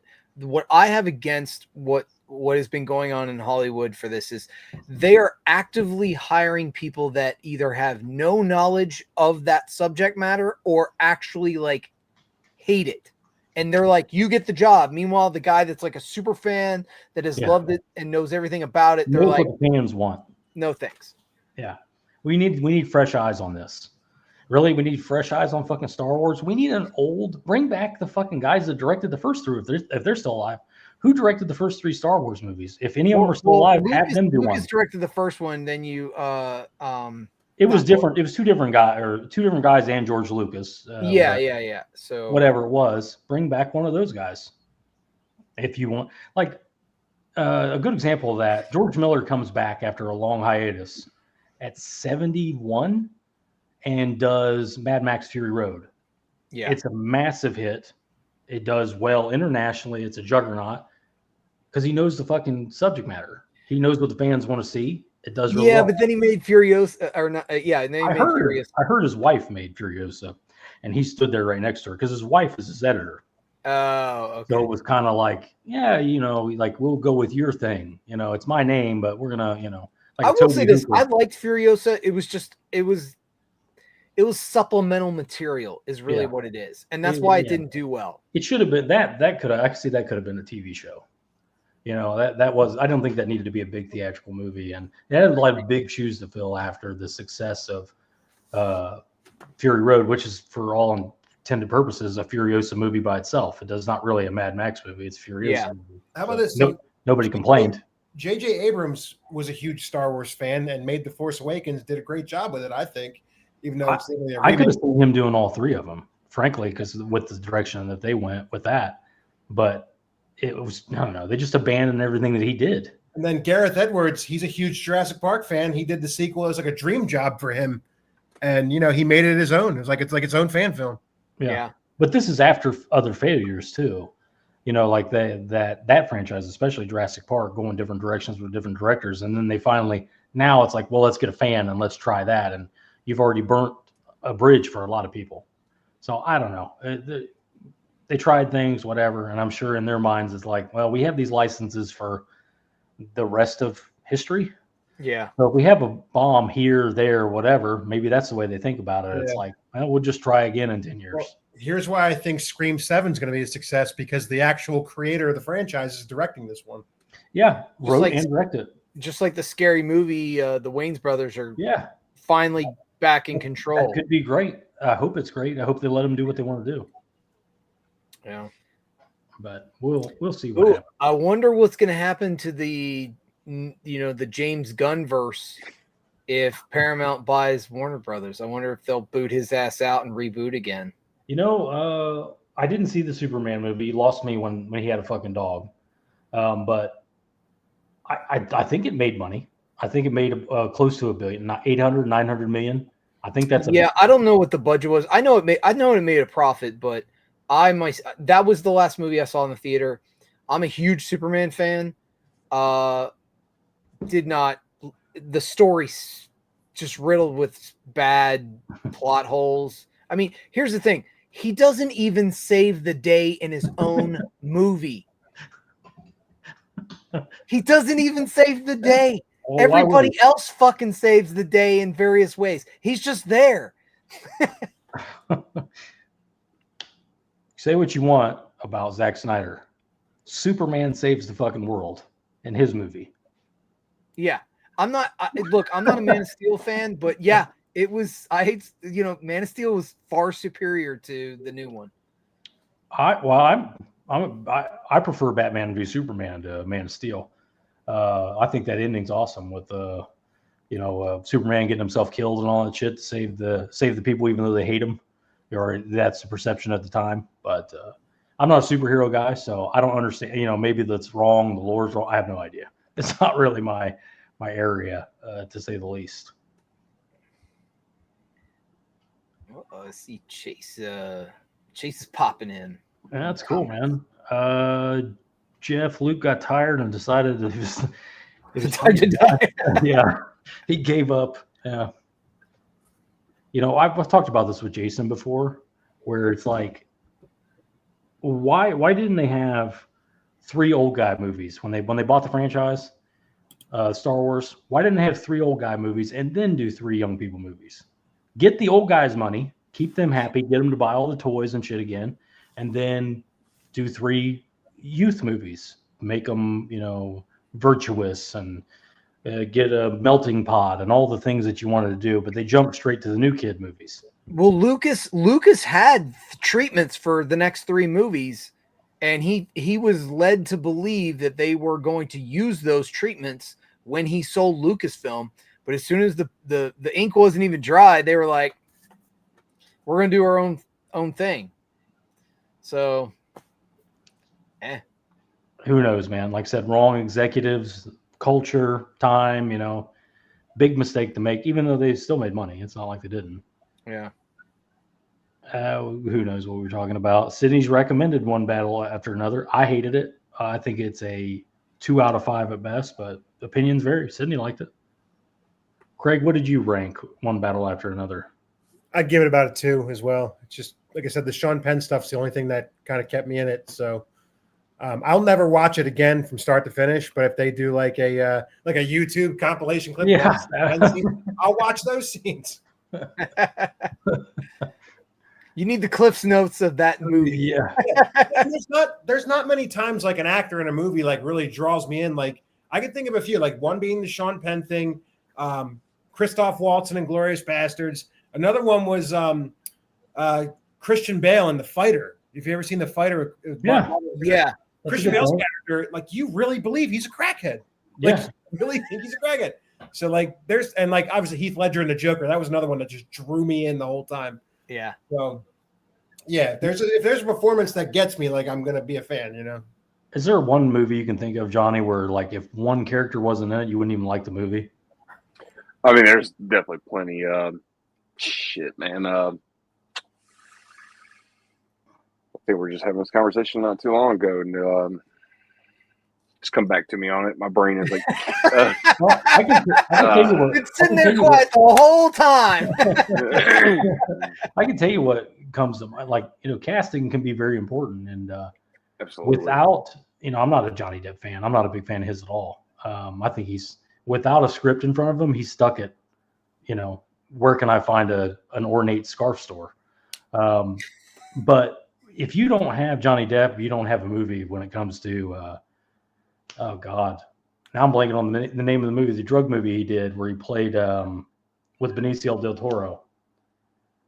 Shit, he played Fear and Loathing. Without Johnny Depp, you don't have a movie. There's no point in even shooting it because he knew Hunter S. Thompson. He knew exactly what he was like. He had a pantomime accent with it. I mean, it was without him, you don't have a movie. Yeah, but on the other end, you could say on the other spectrum, there are movies that would have been far superior, far better had they had the right people in it instead of the people that they did. Different choices. For me, like the 2 that stick out the most in my mind is First Night. I love First Night, except for Richard Gere. He just sucks in that movie. He brings that movie so far down. And then Uncharted. I'm a huge Uncharted fan on the game franchise, but they cast like Mark Wahlberg and the guy that's playing Spider-Man now. It just totally miscast. Could have been way better of a film, but those 2 just didn't make it, So You did any of the 2 chickens? There's got to be some that I can think of, but I mean, off the top of my head, there's none where I'm like, I really don't know. Like most of the directors I like, they seem to have their own crew. You know, they seem to have their own cast members, and you kind of expect. Like I'm a big Craig Zahler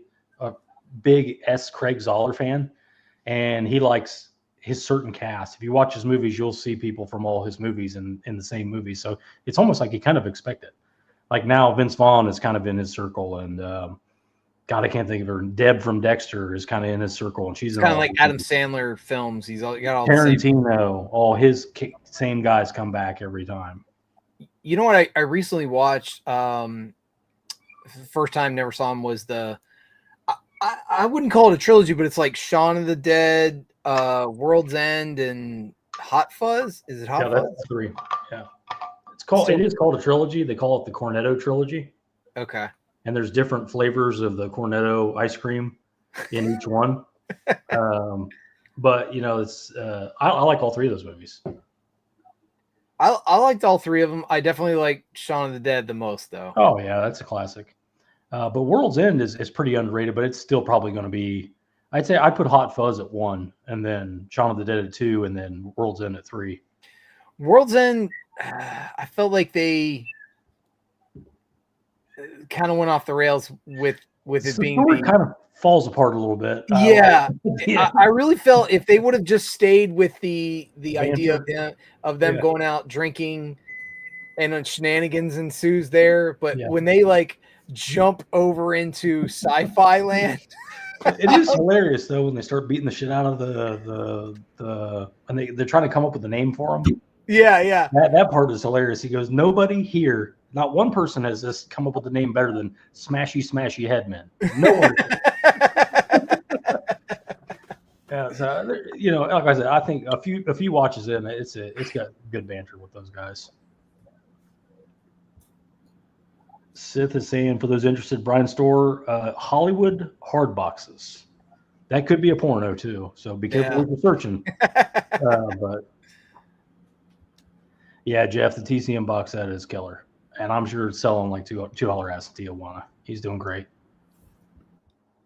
Falcon, yeah, we talked about that.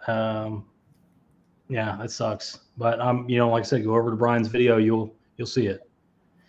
Brian's saying every box has that same exact scratch. Like I said, he has the video. You can repair it pretty easy. King Carlson, Elm Street. Got my Elm Street steel set. Small scratch on the bottom. Yeah, that's not so. Dents are worse. I mean, we could all agree. If it was dented up, people would be pissed. A little bit of scratch, it's not that big a deal. I will give them total props of how they have packaged protect it.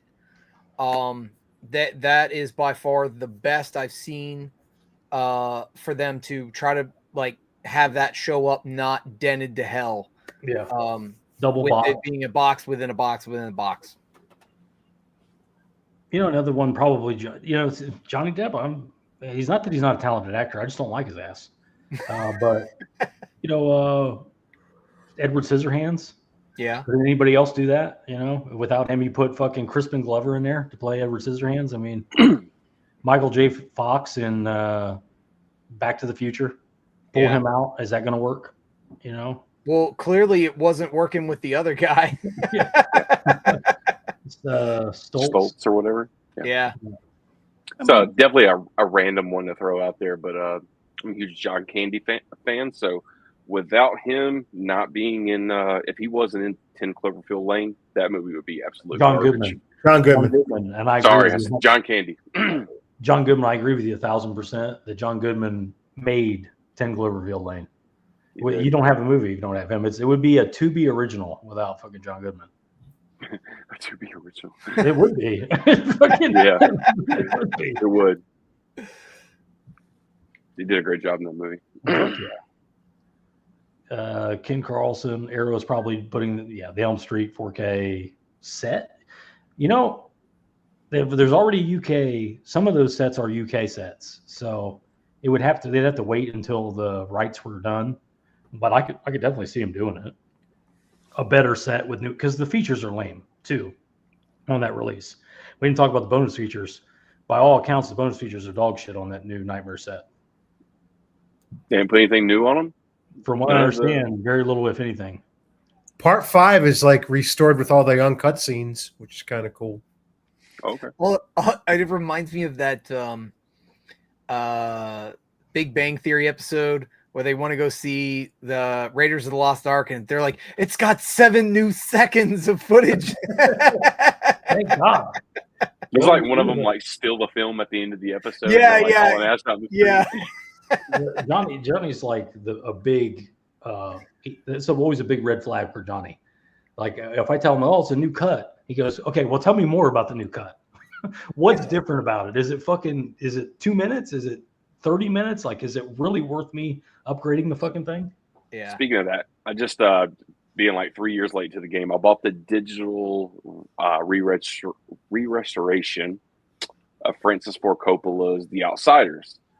And if you're a fan of the original, I can tell you right now, that new piece of shit that he put together is fucking horrible. They play rock and roll music, like diner, old style rock and roll music in the worst fucking segments ever. Like Wow. there'll be like a dramatic segment where like there's a lot of grief going on and there's like a friendship falling apart. And then there's like upbeat Beach Boys music. And you're like, dude, what the fuck? This does not match. So yeah, if you're a fan of The Outsiders, fucking do not waste your. And I was looking on eBay because I was like, I don't want to buy the digital fucking thing of this. Like, I want to buy the physical. And like, yeah, like if you want like the big box that came out originally, that fucking thing's like $150, $200. And I'm sitting here, I bought like a $15 digital Fandango cut. And I was just like, fucking $15 wasted. I Thank just God I understand how didn't that, do it. like some films got like 5 different cuts. You got like Blade Runner's got like 5-6 different cuts. Was Apocalypse Now got like 5 cuts or something like that. Like how many different ways you want to? Sometimes it makes a big difference. Aliens comes to mind. Aliens got the 1990 cut with the original cut before they edited it, and that's a huge improvement over. Oh, I love that cut. That's fantastic. Like the special, when it comes to Cameron, his special editions are like the way to watch it. Alien is another one from the British guy. God damn, I can't think of his fucking name. Ridley Scott. It has a different cut as well. That's much better than his Ridley Scott's cut's way better than the original, which the original is still good. Don't get me wrong, but that new cut that he did, it flushes out the characters a lot more. I love that stuff with Ripley and the crew when she tried to lock everybody out, and they're fucking pissed as they should be. She slaps the shit out of Ripley. You know, it makes sense. Yeah. But yeah, I got to see that. I got to see that on the big screen. I guess it was maybe last year. It was the 40th anniversary or some anniversary year. I got to see it. It was like a fan. I don't even think it was a Fandango event. I think it was like Disney put that out for a limited, like one night type release. Make some money real quick and be done with it. It was amazing. Yeah. Scream has an unrated cut. The first one. I don't know if you guys knew that. I did not know that. When NBA got it. Yeah, so Scream it was originally it got an NC-17 rating before it was released, and Wes Craven's like, "There's no way we can put this out if it's NC-17. It's not going to make any money." And they ended up recutting some of the scenes to like have less gore in it. But you can get the unrated cut on VHS if you remember back in the VHSs they had like the regular cover with like all the floating heads on it. Floating heads. Well, then they made these 3 exclusive VHSs that had just a picture of Drew Barrymore, a picture of Neve Campbell, and a picture of Courtney Cox. They were like shaded in blue. You could have come in at any time, Alan, but you happened to come in at the one time that Craig is talking about Scream. I knew that's what he was thinking. He's like, of course, Craig's talking about fucking Scream. So, but I remember because I've seen the movie so many times that when I played one of those VHSs, and the part that really I noticed was the beginning when Steve gets gutted. You actually see the pile of guts fall out of him in real time. Oh shit! That's what I remember. It like spills out of him. I'm like, whoa! I'm like, I don't remember that when I first saw the movie. So that's what I remember. I remember that pile of guts falling What's that? out. That's what I remember. I remember that. Well, in the original cut, in the theatrical cut, all you see is the aftermath of the guts on the floor. Oh, okay, because I haven't seen the theater. That's what makes the difference: them coming out of him versus just a pile of guts on the ground. You hear the knife slash, and then it cuts to her looking at him. And then it cuts to you see the guts spilling right out of his stomach. Yeah, this does happen a lot. Like 1408, the theatrical cut. If you were in the theater and you saw it, that's the only way to see it. is if you had actually seen it in the theater, because they changed the ending for all the releases on physical media. So it's just like it's weird when they do that. Like at least include all the cuts, include the cut that people are familiar with and all that shit. You know. But I'm hoping Paramount, like I was hoping the 4K would have been the uncut version. I think there is a foreign Blu-ray that has the unrated cut. Some kind of boot. I guarantee you could buy a bootleg that has that. Yeah. But like besides that, like the gut scene from the beginning, there's also a shot of like a couple more frames of like Rose McGowan's head getting crushed in the garage door. The part where the cameraman's neck gets slit, like in the theatrical, you see him like go like this, and he kind of peers up for a second. But like in the unrated cut, like he peers up and he looks at the killer like oh my God, like I'm dying. And Wes Craven thought that part was too like realistic, like it was just too disturbing. So they cut that frame of him looking at the killer like, oh my God. Wow. And then there's another part where like Billy and Stu are stabbing each other at the end. Like when Billy's going ham on Stu, like you just hear the slashes like off screen, but you actually see Stu getting cut multiple times like in frame. So yeah, it's pretty cool if you can see like, and you can watch the unrated version on YouTube, like the cuts of it, like the edits of those scenes. They're on YouTube. Okay. And I'll show you the difference. It's actually pretty cool. I just hope they do a 4K one day of it all restored. Because that's the real red watch it. That's how it was intended to be seen. One day that'll definitely happen. Hey, Pops. Your audio's off, Alan.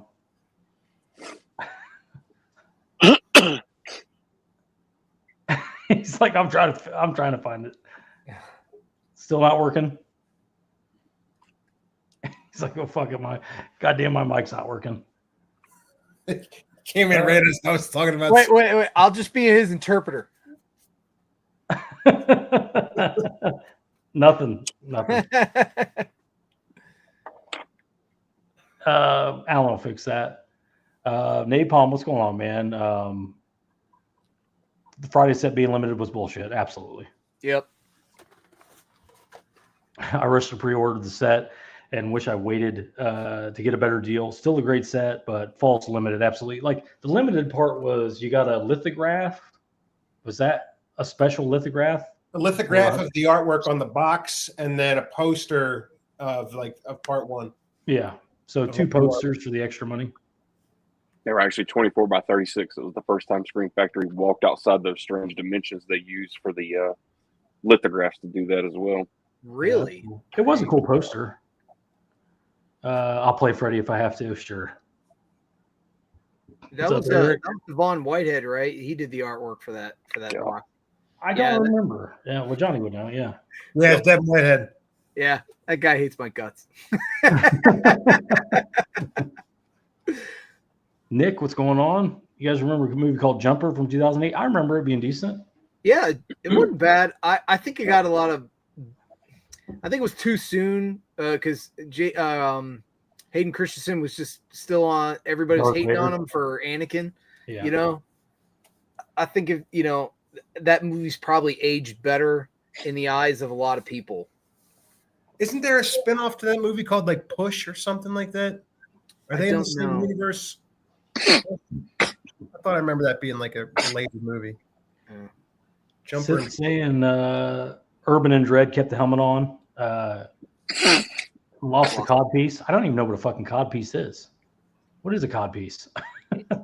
It's like a cup, you know. Yeah.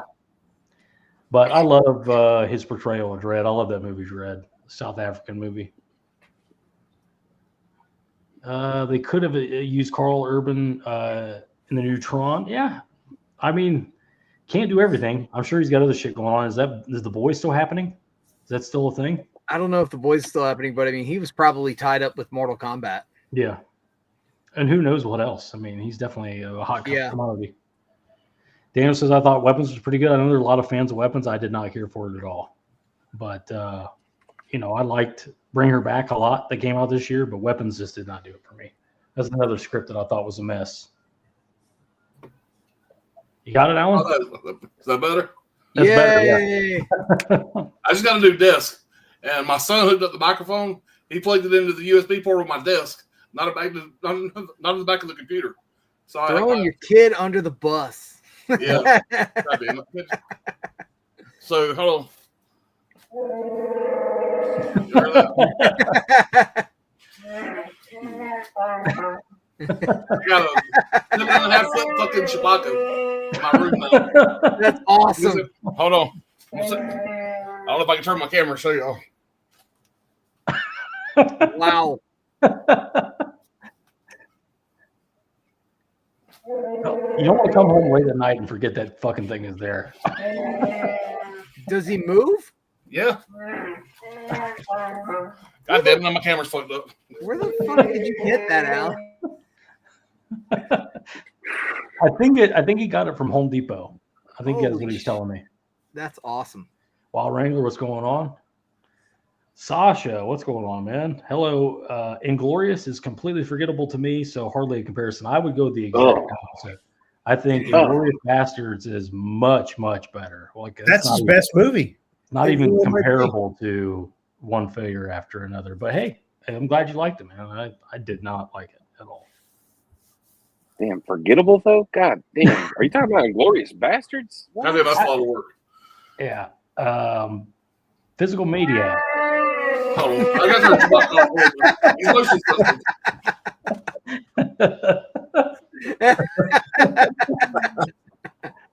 Pitt and DiCaprio are both sold down the river, and I know they're making a movie about Antifa, but I wasn't planning to watch it. Now I'm definitely never going to watch it.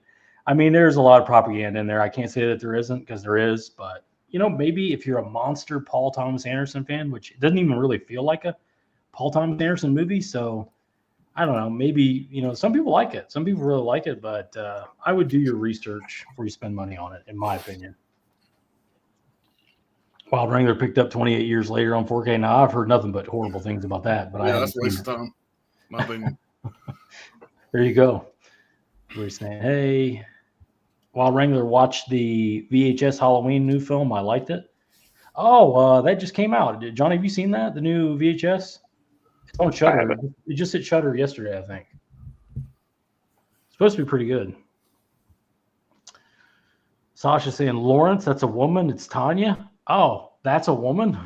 Well, these days, you can't really be sure. I would say that there are better looking men than that woman out there. That woman is a step up from Crybaby from Hatchet Face from Crybaby to me. That's a very unattractive lady with a jaw. She's got a jaw like Robert Zadar. That's not your mother. That's a man. It's fucking bad, dude. I mean, horrible. For those in the chat, that's Big Jaw guy. That's the guy with the biggest jaw in the world. Got Tango and Cash. She looks like a cracked out Mike Tyson. Sneakers, the movie. David Cronenberg. Sasha's talking about some of the actors. Oh no, that's cool, the man. directors for Star Wars. The Oh, Empire okay. Strikes Back and Return of the Jedi. Yeah. Probably not. I don't know that their careers have been stellar at this point. Wild Wrangler. Yeah, we talked about, I think we talked about that. Mm-hmm. Chase, what's going on, man? Drop it in I knew you were out of town. That's why I didn't invite you. I like his channel. I watch his channel a lot. Oh, he's the best. Yeah. That's the guy these days. Hope he keeps it up. Spartan, I think to some degree, they're not making movies for Gen X. Well, absolutely not. I don't think so either. And to a point, before we go further with this, they may be right. Alan, what would you say if you had the option, 100% across the year, same day, theater release, it comes out in the theater, you could buy it digitally at home. What would you do? And with my setup here, I'm watching it at the house. I can That's watch my nut scratchers. It's fucking. I got my AC at 65 degrees. I can pause it, take a piss when I want to. Nobody's in the front row talking. If they do, I flap them in the back of the head. There's no negatives watching it here at the house. Yeah. And I think that's a lot of Gen most X. people have a big nice TV. So I mean, there's so many. Well, pluses these days, at home now. who And I doesn't love have going to the movies. Back in the day, I could look at the newspaper. That's how old I am. Back in the day, and I could say I've seen every fucking movie in the newspaper. I did that all the time. I used to go to the theater all the fucking time. And I go now, and it's like, why am I here? The seats ain't as comfortable as mine. that guy sucks. You know, I just paid $30 for a tub of fucking popcorn. I got 9 bags of popcorn in my house. I paid $3 more. You know, there's no pluses.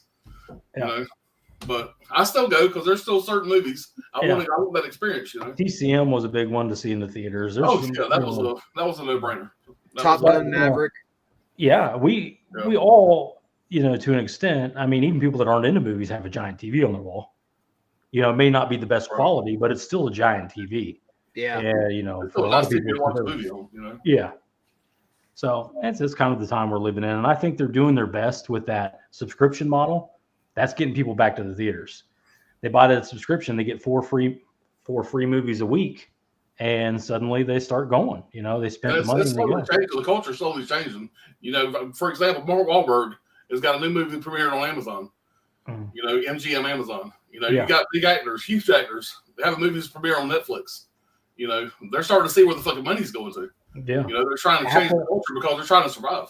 How much did Apple have to pay Brad Pitt and George Clooney to do that movie together? No telling. There had to be $50 million Yeah. to do that movie together. You know, Yeah. so it's a different world for sure. Wrangler's a fan of Batman v Superman. Yeah, I agree. Netflix now they're doing a sequel to Once Upon a Time in Hollywood with Brad Pitt. Yeah, I heard that with David Fincher directing. I think that could be David good. Fincher, and I'm surprised it's not going to theaters because Brad Pitt and David Fincher would fill movie theaters. I don't know Yeah, why. but David Fincher has a deal with Netflix. yeah. I was going to say he has to deal with Netflix. Yeah. They probably have a choice. And I'll he's probably tell getting you paid the Netflix movie that I'm dying to see is the Guillermo del Toro's Frankenstein. Yeah, that could be good. It's Christian Bale, right? I don't know. I don't know I was if he's in thinking there. Christian Bale. I'm not sure. You probably can't tell the makeup. Let me I'm not look exactly at it. sure on that, but Yeah, he disguises himself so well sometimes. Yeah. Let me look it up. yeah, I agree. I mean, that seems the way, Spartan. I mean, really. We're saying hey, Chase saying the Snyderverse just Oscar now Isaac. started growing on me. Revisit this stuff. You never know, man. You know, I heard a lot this year. I keep showing this release. It's just sitting here, but I heard a lot of people like rewatch this for the first time since 2003 this year, and they're like, "This was great." I can't believe, I can't believe it's like, every once in a while, spin these old movies and see if your opinion has changed on them or if it's held up better than you think. You I never watched know. Cable in 2003 and 2006. Both of those. Yeah, I think they're both great. I love them. And it's possible to love 1974 and love those at the same time. That's okay. Your mic They're not gonna is, fucking explode. you got the wrong mic hooked up, Alan. I can tell you that much. It's not your usual mic, at least. I don't know. We can still hear you, but it's not your usual mic. I don't know if it's something that would bother you or Well, not. it's gonna have to work. I'm half drunk. And I don't like it. It's fine. We can hear you. Like I said, I just put a new desk in here. This is the first time I'm streaming. I'll fix it tomorrow. I ain't worried about it. We're not going to stay on that much longer anyway. Sydney's asking Adrian Brody. Nobody's listening to what I'm saying anyway. It don't matter. Adrian Brody, your favorite movies from him? Predators. Predators. Pretty good in Predators, I think it's underrated. Way underrated. I think he's great in that movie.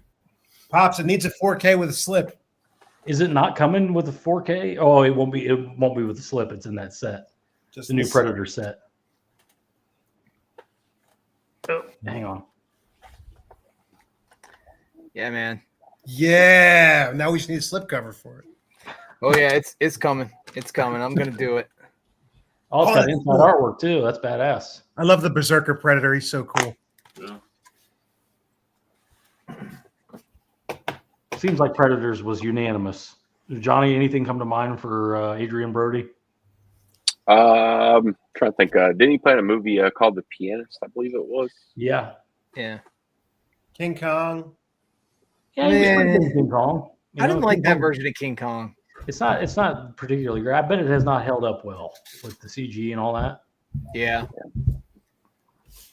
I'm still as far as King Kong. Of course, I grew up with it, but it was the one with Jeff Bridges. I think it was 1979 version. Oh, the Jeff Bridges one, yeah. Yeah, that's the one I grew up with. Was that King Yeah, Kong? me Lake? too. That was the one I watched a million times as a kid. Yeah. A recommendation here from Sydney, Highest to Lowest, 25. It's an A24 movie. Washington and Wright, directed by Spike Lee. Yeah, it's on Apple TV. Jeffrey Wright. I haven't watched it yet. I'm a big fan of Jeffrey Wright. I like him as Gordon in the Batman. And he's in a prison movie called not Shot Caller. It's a different prison movie, but Jeffrey Wright has a prison movie. I can't remember what the fuck it's called for the life of me. Like Yard Boss or something like that. It sounds stupid, but it's Robert Redford in it. No. The Castle is Robert Redford. Yeah, it's not that. It's a straight up prison movie. Jeffrey Wright is the lead, and I can't remember. OG. It's called OG. It's really good. It's an HBO movie. Like OHGE? No, just O and then G. Okay. Yeah. That's not a prison movie. Yeah. Jeffrey Wright has been in prison for 30 years. He's about to get out, and he's like, obviously he's institutionalized, of course, but there's a big event that's happening in the prison, and it's all coming down to the wire. It's a pretty good movie. Kind of put me in the mind of the Lockup a little bit. Well, Lockup's the better movie, but kind of put me in the mind of that, where it's like he's trying to stay out of trouble so he can get out of fucking prison, and the trouble's kind of finding him. Wrangler, Michael J. Fox looks bad. I mean, dude, he ain't gonna get no better. It's a terminal degenerative disease. It ain't never gonna, that's just the way it is, unfortunately. That's a shame. Couldn't happen to a nicer guy and a bigger star, but that's that disease you do not get better from. Yeah. Y'all know that if he was healthy, we'd have like 9 fucking Back to the Futures by now. Who knows? Oh yeah. where he'd be or what he would have done. Like how many Tom Cruise roles would he have had? That's the actor that comes to mind that probably benefited the most from his illness. It's Tom Cruise. I mean, Risky Business, something like that. Yeah, I don't know what his career would have looked like had he not gotten ill. I don't know if he would have stayed in movies or if he would have just stayed in television. Yeah, it's hard to say. He was a big deal, big, huge star. He could have been also fucking a Corey or something. One of the Coreys. Yeah. Out and, who knows? Chris is saying, talking about some writer wrote The Outsiders. Is it okay? Is it one of those cases where the book is better than the movie? I don't know. Complete. Okay, the complete novel. Yeah. Oh, they wrote a book about that. Awesome. They made a book of that? Yeah. Yeah, we're going to be wrapping up soon. I had no reason to join other than I wanted to join. What the fuck? I have nothing to add to the stream at all. Yeah.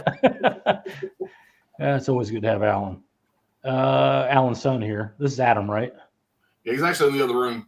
Yeah. He's probably First time I ever heard Inglourious Basterds talk. Yeah, there's probably some fans that don't like it, or some people that don't like it, but I think it probably is, if you just look at it from a cinematic standpoint, is maybe his best. Like, it might be his best movie. Like, if I was to grade them as a critic, but I think it's great. I think it's a lot of fun. The characters are great. I mean, I normally don't judge people for their own opinions, whatever, and I still don't. I try hard not to. But if somebody watches that movie and genuinely does not like it, I would really love to know why. I would like to know what you don't like about it. Well, maybe you're from Palestine. Yeah, if you're from Palestine, you probably don't like it. I mean, I don't know. It's very likely. It's a winner. I don't have a problem with it at all. Yeah, me and him and his older brother went to the Thursday night midnight premiere for that movie. That was a long day of work the next morning. It was like a 3-hour movie. Like 4 o'clock in the morning. I mean, where are you gonna find a movie where you're like, Eli Roth is even great in it? Eli Roth is really not much of an actor in my opinion, but goddamn, he's awesome. Bear Jew. That was supposed to be for Adam Sandler. Really? And Adam Sandler wouldn't lift the weights? He was filming like bedtime stories at the time or something like that. That would have been interesting. I think it's perfect the way it was with, Eli Roth, took all the drugs and took the steroids, got big enough to play a convincing Bear Jew. I think he did great in it. I love the bit when he's in the tunnel. He's just in the tunnel for no fucking reason by himself for theater. He's just back in there in the dark, and they call, "Hey, Donnie," and he goes, "Yeah." That's how it sounds too. Yeah. Yeah. He's some badass, and he's got that accent. He's got some, just a Brooklyn accent. Yeah. Wild Wrangler. Anybody see Night of the Reaper on Shudder? I haven't seen it. You guys seen it? I've heard about it. I have not watched it yet. Yeah, I'm not familiar with that I'm one. familiar with it, but I haven't watched it. Sasha Sanchon, that was mentioned earlier. I made possibly the nicest slipcover for that. Yeah, Sasha does great work, slips, inserts, all that stuff. You can check him out over his channel for sure. That's Sasha. Yeah, that's Sasha. What's going on, man? Sasha did Alan's Armageddon set. Brian saying highest to lowest disappointed me. Jeffrey Wright outshined it. Yeah, Jeffrey Wright is pretty goddamn good, man. He's a pretty goddamn good actor. And Denzel's pretty fucking old too. Maybe he's just Denzel. What's he, 70? You know what I mean? He's got to be up there. But I get what you're saying. It's another movie like Denzel, Training Day. I was locked in the whole time. Every time he's on Man on Fire. Holy Man on Fire is badass in that. Fucking Yeah. Equalizer 1. Just a great actor. Robert Redford, yeah, been gone a while now. 24 movies. Chase, I love Chase's video he did. That was fantastic. Man, he does not like A24 fans. And I don't know how many does not subs he lost on that video. Oh, I bet he did, but he had to get it out. When I talk to him about it, it seems like it's more the critics, the A24 critics that glad hand those movies just because whether they're good or not. And I like some A24 movies, Hereditary, Midsommar, X, Uncut Gems, Ex Machina. There's quite a few I like. There's quite a few I fucking hate too, like Men. I think Men is a complete total piece of shit. Chase will probably enjoy this, whatever. I don't know if he knows this or not, but there was a time I had the entire line of A24 movies, every fucking one of them. And I just got on that train. Not because I was familiar with all the films. I had a handful that I liked, so I said, I'm just going to start collecting these. I finally got around to watching them, and I needed some shelf space. So after I started watching them, I would say that I kept 1 out of 10. That's probably a pretty fair average. Yeah. So I had a complete collection. I probably have about maybe 10 in my collection now, maybe. So not every label. Definitely not for me. Once I actually started watching the fucking movies, I realized these are not. This is not my wheelhouse. Every movie's not Hereditary. Every movie's not. To be fair, no label is 100% perfect. You know what I mean? Yeah, every label's going to have some misses. I'm much better now. So. Every label's going to have some misses, but for me, at least, A24 has more misses than hits for sure. But I'd probably say that for me, that's every label. Every production company has more misses than hits for me. But a lot of A24 stuff to me is nonsense. But I think recently he also said he loved Death of a Unicorn. That's A24. So there's some in there. I didn't care for that very much. I watched it. It was a one-time watch, and it was just I was bored halfway through it. Yeah, I just feel like most A24 titles fall in that like Criterion collection. Yeah, I think a lot of them that definitely I could see doing that in that, but fucking I wish they'd do a 4K of Hereditary. Somebody should do a new 4K of it and fix those goddamn CGI flies. CGI flies in Hereditary are horrible, atrocious. But I'm still a big fan of it. I'm a big fan of the director's cut of Midsommar from A24 too. But again, you have to be in I'm not in the mood all the time for 80s splatter slashers either. Sometimes I like to mix it up and do A24 just did Bring Her Back. I've mentioned it a couple times on this. I think that's a great movie, but it's definitely not an 80s style horror movie. It's definitely more of like satanic and dark, so just depends on what you're in the mood for. If I'm in the mood for A24 movies, I'd watch those. If I'm in the mood for whatever, but well, think about A24. They'll make one like Bring Her Back. Then they make 10 movies about an 80-year-old lady knitting. Yeah, about to die, and she's telling her story. I mean, that's basically what 90% of their shit is. They throw a fucking X in there to fool fat motherfuckers like me to buy all of them. And then I finally start watching them, or else I'm a fucking idiot. The thing Well, is, they sell Maxine them like especially. hotcakes. So I've been selling them like freaking crazy. I listen to them like an eBay. They sell within a day. They're gone. Yeah, their fans So, are yeah. rabid. Maxine A24 especially. is definitely not for me. Grace. I've learned that the hard way. Is it follows A24? I don't think so. No, it's not. It's not. But you'd be surprised what is A24 and what isn't A24. There's Hey, some No, there's that's a bunch of titles. Lionsgate. Lionsgate. Yeah. Yeah. It's Lionsgate Steelbook out of it. Yeah, it's Lionsgate. But Lionsgate does own A24. So it might have been, I don't know. I thought Honora was A24. Apparently it's not. Is it not? Neon. Neon, okay. Daniel, I was a fan of The Whale, Past Lives. Man, I didn't see Past Lives, but I saw The Whale. Man, The Whale was good. Is that the one with Brendan Fraser, right? It's the one with Brendan Fraser. Yeah, that was good. I like that. I would have liked it to have been more like The Wrestler. And Darren Aronofsky, I would have liked it to have been more, have some more, I don't know, more life to it, I guess. That's not like the wrestler. It's literally about a fat dude dying. Yeah. And you want But it's more also life. like it's also like he's not that fat. Like he's not shut-in fat. I was expecting like Pearl from Blade. Like somebody who literally can't move. I don't know. I'm a Darren Aronofsky fan. It just did not work for me at all. Okay. But it has its fans for sure. That's cool.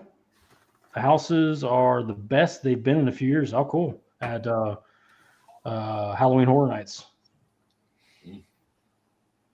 Wrangler says watched Curse of Crom, Legend of Halloween today. That's cool. Not familiar with that. I'm not. Yeah, I don't know that either. Allie saying she enjoyed the Ellie Ross performance in Cabin Fever. That's pretty good too. I guess he's pretty good in about everything he does. He just never has a big role like that. Everybody's saying what's up. Oh, here's a good one. Sydney, best shootout scene in the movie.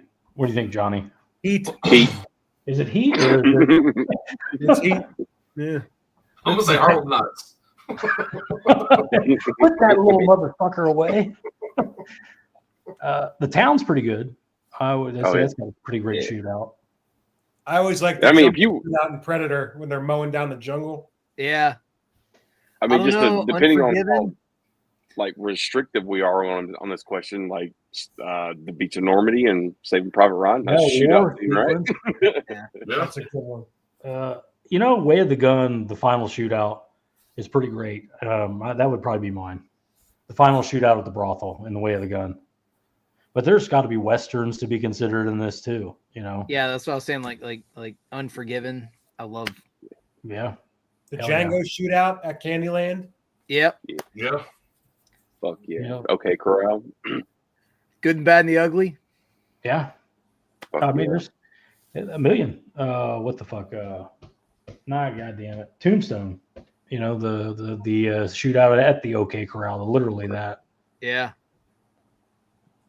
There's a million, dude. Plenty of great Fucking ones. aliens, whatever. Where they're fucking going down the tunnel, and the aliens are coming in the fucking room, and the guns run out. That's the fucking. I think we're going there. That's a cool fucking thing. I feel like we need to narrow that question Needs down. to be people shooting back at each other. Needs to be gunfire being exchanged. Nice. Hey, AVA, I'll be here lurking, guys. That's cool, man. No worries.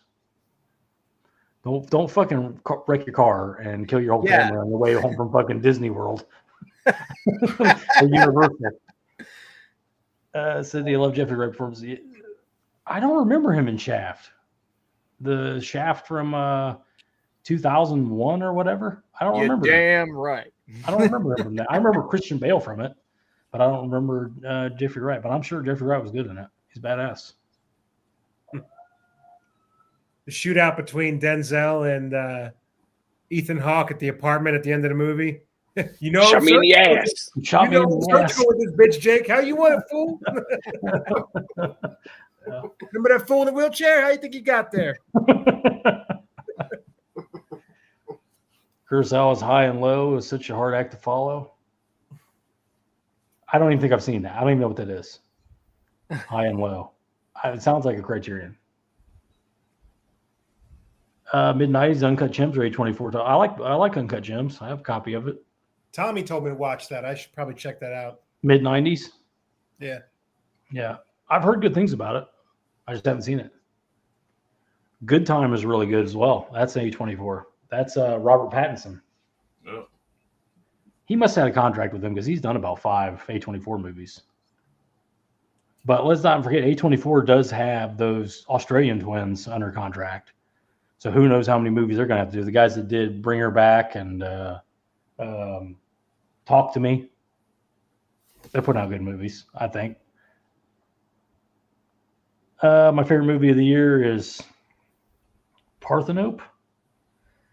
I'm not familiar with that. That's an Italian A24 movie, distributed but won't release it on physical. That fucking sucks. Of course. I can't remember. He traded a title. There was a movie he did a review for, and he was like, "This movie sucks." And he traded it for Minecraft. It was that bridge movie with Brody in it from Jaws. William Friedkin's Sorcerer. Yeah. On 4K from Criterion. Yeah. He traded it for like fucking Pixels or the Minecraft movie or something like that. Yeah, and he says he really likes the Minecraft movie. Yeah. Hey, to each his own. Get your, it's a $20 release. Get $20 for it. Fuck. Nice. City saying Lock, Green Room, Waves, Good Time, Dark Places, Most Violent Year. Most Violent Year is pretty good. Killing of Sacred Deer. They're all good. Killing Sacred Deer is pretty goddamn good. And talk about original. That's definitely original. All those made the cut except for Waves. And actually, I actually got rid of Lock as well. Lock was a one-time watch. It was a good movie. Pretty good. James Gandolfini, I think, and Lock. No, Lock is what's his nuts? Whatever. Fucking Mad Max. It's Mad Max, but isn't I was thinking he was still in it. James Gandolfini plays a bartender or something, and I thought maybe I'm thinking something else. No, I think pretty much the entire movie is him in his car. Okay. I must be thinking something else. Pearl from Blade. Yeah, exactly. Spartan, Brian, if you're still in here, just bought. Cool, man. I know Alan got Brian, I bought your TCM box set, your Weird Science. I bought like 4 things. Anyway, I bought pretty much everything, but Blame It on Rio and the fucking Buffy. I didn't buy those 2. I think I bought everything else. Mike, it was a perfect opportunity for you to go fucking Judas. I was thinking stuff, but I didn't want to say it. I like Pops, He got his stuff. Allie, I did not see Caught Stealing. I know it's a new Darren Aronofsky. It's on my list. I'm definitely going to be checking it out. I want more Wrestler. If this movie hopefully does well and it gets us that Wrestler 4K, I can die happy. Daniel Den of Thieves was pretty good. That's fucking 300. What's his name? Gerard Butler, I think. Den of Thieves. Gerard Butler. Yeah. Big Ice Cube. That was a guy, man. He was hot for like. Yeah. He had a movie a month for like 2 years. Yeah, and then now he's out. He's just done. He did all the steroids, he made the movies, and he's just done now. Yeah.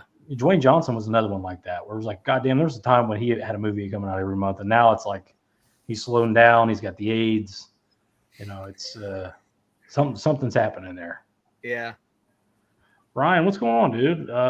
Desperado shootout now you're talking. Desperado's badass. Desperado's legit. You could just as easily say fucking From Dusk Till Dawn at the Titty Twister, the melee. That's pretty badass. Yeah. Me and Ron was like a before and after picture. It was like a skinny me. The Scarface shootout at the end is pretty iconic. Yeah. Really, I mean, there's some tons. Outlaw Josie Wilson, you're out. Best shootout scene has to be John Woo the Killer. Killer's badass. A Better Tomorrow, Hard Boiled. Yeah. Pick any John Wick scene. Yeah, John Wick's got a lot of badass shootouts. I like when he has to kill that sumo guy and it takes like 400 shots to finally kill him in John Wick 2. A fucking pencil.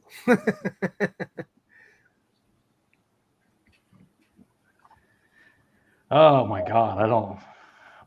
I don't even know, Sydney. I don't think anybody has a fucking comment on this. I think the worst one was probably Slither. Isn't there like a real fucked up one with that fucking She's the dude that turns into a big ass fucking monster? Don't him the girl finally kills. I don't know. All right, so I don't have a worst one, but the only reason I got one is because it's behind the scenes story with it, but it's Never Been Kissed with Drew Barrymore. Okay. And I don't remember the guy, the lead, but he kisses her at the end of the movie. But behind the scenes, he ended up getting like turned on, and so he like instantly like after he got done kissing her was like, "Oh, I gotta go. I'll see you guys later." I have a meeting. I have to get out of here. Give me a second. That's right. You got to make an adjustment. I'll be right back. Have you ever seen The Babysitter with Samara Weaving when they spin the bottle? Did you ever see that movie? Yeah, I've seen it. Yeah. He makes out full tongue with a chick. Oh, I got one for worst. It's just I hate it. It's actually the love scene in Top Gun. Just a little bit too much shadow tongue going on there. You know, man, anything where Robert De Niro or Al Pacino has to kiss a woman, it looks like they're trying to eat their head.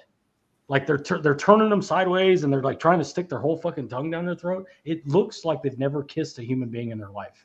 It's disturbing, especially in Heat. They do it in Heat, both of them. It's jarring. It's like, are you trying to eat this woman? Like, what are you doing, dude? Matt Dillon is Something About Mary. That Lawrence Taylor chick and Sean Penn's ass in One Battle After Another. And we've come full circle. Right back to that. Ben Grimm, what's going on, dude? What's up, Ben?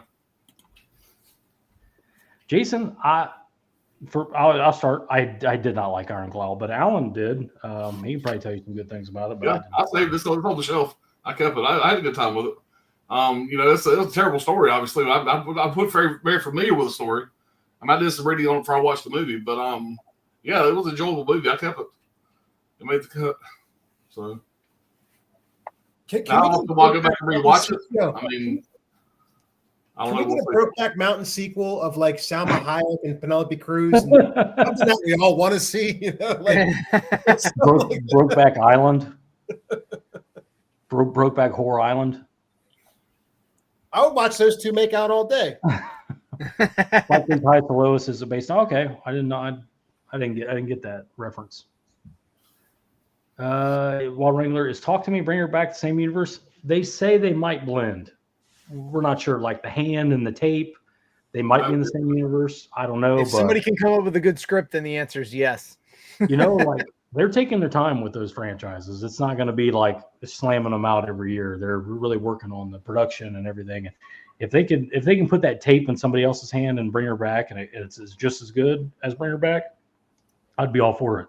Now, if they're going to try to do a Saw where it's like every October we get another Bring Her Back, you're going to fuck that up, in my opinion.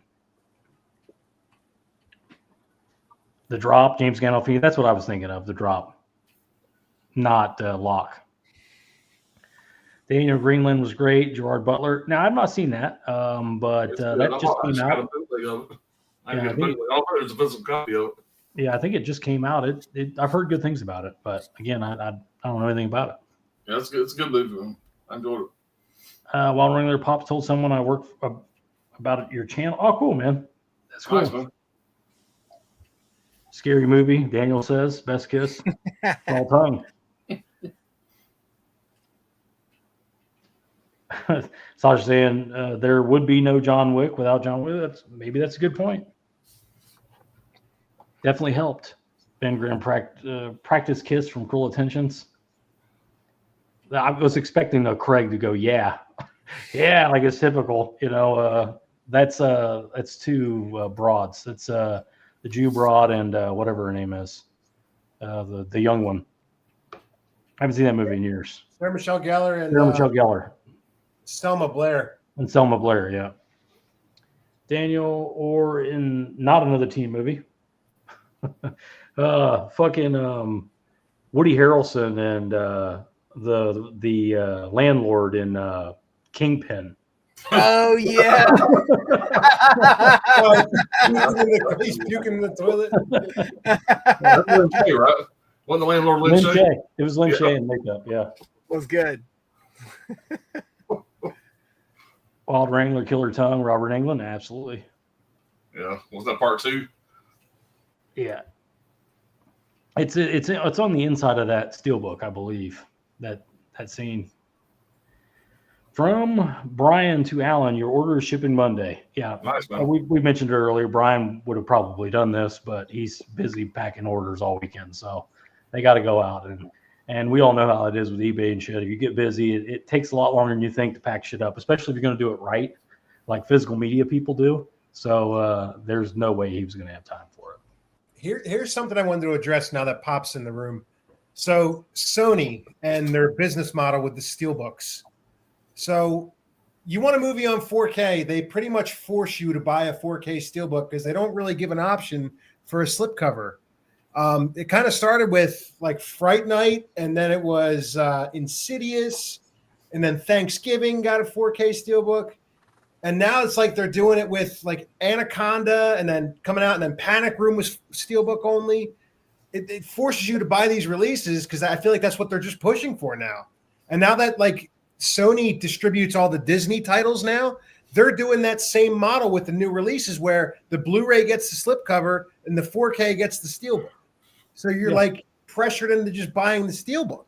Well, I personally think the reason why they're doing that is because they know that most of the people that are buying physical media now are hardcore collectors, are people like us, for the most part.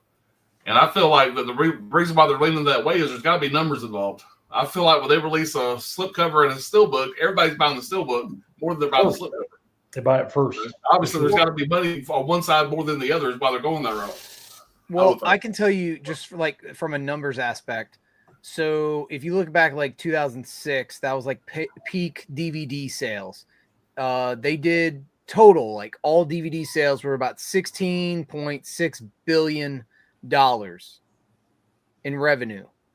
Last year, it was less than $1 billion.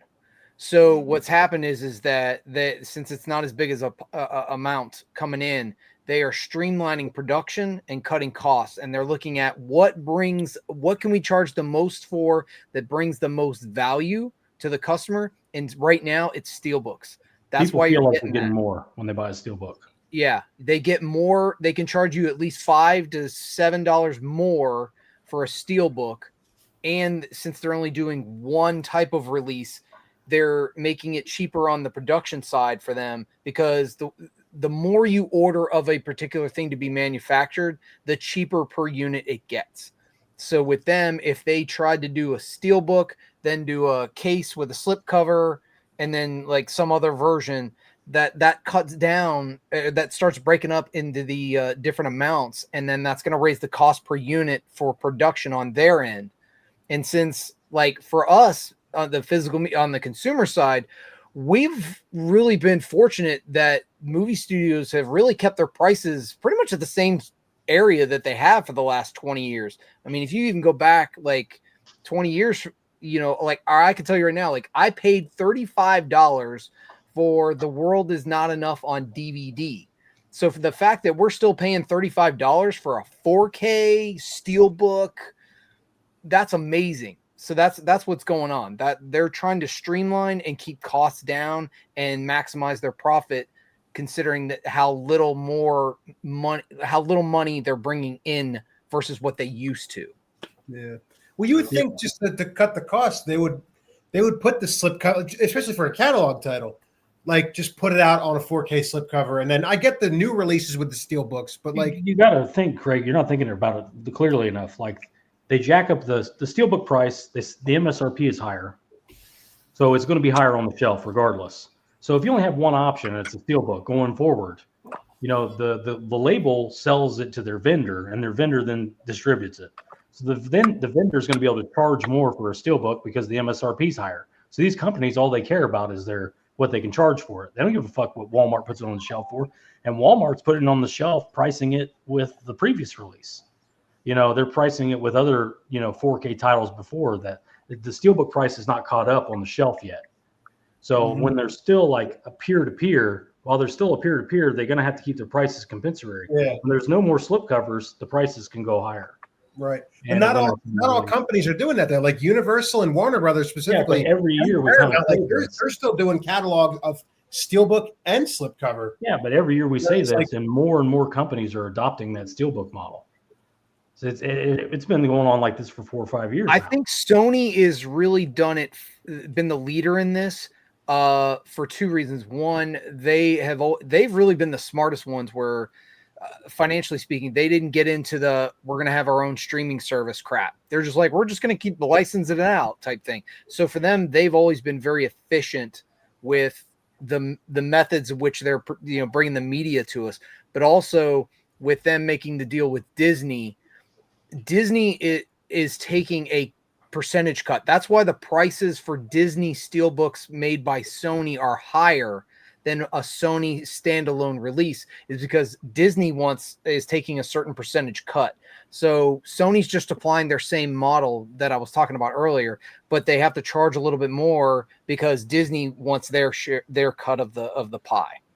That's why it's $50 on pre-order. Right. Yeah, and we have Ryan here. Ryan's a huge steelbook guy. We are in the minority, Craig, where we prefer slipcovers. Most collectors, if you ask them, they'll tell you they like steelbooks more. I know Johnny's a mix. He doesn't really, care. Steelbooks are cool. Slips are cool. Alan, some of these guys are all over the place. But the vast majority, in my 8 out of 10 and physical media collectors are going to tell you the steelbook's the premium release. That's what they want, the steelbooks. So that's where it has to be where it's coming from. Yeah. I find more people like steelbooks more than anything else than in most cases. There's some people that like limited editions, all this stuff. But if you're talking about the stuff that sells the most, the stuff that they can actually put on shelves in Walmart, it's going to be steelbooks. And plus, it's a limited release. You have to go out and find one. Like, you know what I mean? It's hard to find one that's not damaged. It's going to lead to more sales just anyway. And Paramount, they don't really follow that. They don't follow that business model, but they did with a couple titles, like the movie Shooter with Mark Wahlberg. It was a steelbook only release, and then I had to wait I was like, let me just wait on it, and maybe a couple months it'll get a 4K slip. It wasn't until almost a year later we finally got the 4K slip, and now they just did it with Small Soldiers. And I haven't bought the Small Soldiers steelbook because I'm like, all right, it's Paramount. They're bound to do a slip cover later because they did it with Shooter. So I'm really hoping they put a 4K slip out at some point. We'll see. I know from the standpoint, like in Europe, in the UK, their physical media sales are still much stronger than the US market is, and that's why you're seeing, like, I'll use like Nightmare on Elm Street. The UK version came with the Blu-rays versus the US version did not. That's because sales are much stronger for physical media over in the UK right now than they are in the States. It's a weird it's a weird thing, and they'll figure it out. Well, that's all I can say is I don't know if it's going to be steelbooks going forward. I've said this before. I'll adapt.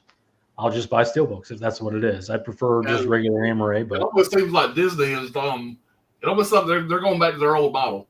I don't know if y'all remember back in the day, the old clamshell fucking Disney movies. They would break Peter Pan out of the vault, and they would release it for a month. And then all of a sudden it would sell out, and they'll put it back in the vault for 5 fucking years. Back in the day. It almost seems like now they release something like Kingdom of Heaven, and it feels like 12 people buys it, and it goes out of stock. Yeah. Almost like they're trying to keep that scarcity down to make you want to, everybody wants it. Everybody's talking about it. It's a one gotta be, Night 90 was the same thing. Yeah. You couldn't find a thing. You couldn't find one under $100 anywhere. Well, for Disney in particular, the whole Disney Vault thing, that actually, when that first started, that was actually not for physical media releases. That was you got to go see it in the theater before we put it back in the vault. Disney never actually wanted you to have a physical media copy of their stuff. Everything that their whole model was based on the theatrical presentations, releases of that. And in fact, if you look back at their original physical media releases, they priced them like astronomically high, but people still bought them. And so that's why they eventually embraced physical media, but they kept that same model of buy it now before we put it away. And that was their way of ensuring that they didn't, what studios do now of like, we put something out and then, a couple months later we have to start discounting it because we can't get rid of it. They are the original creators of FOMO. Yeah. Buy it now before it fucking disappears for 7 years. That's a good way to put it. Yeah.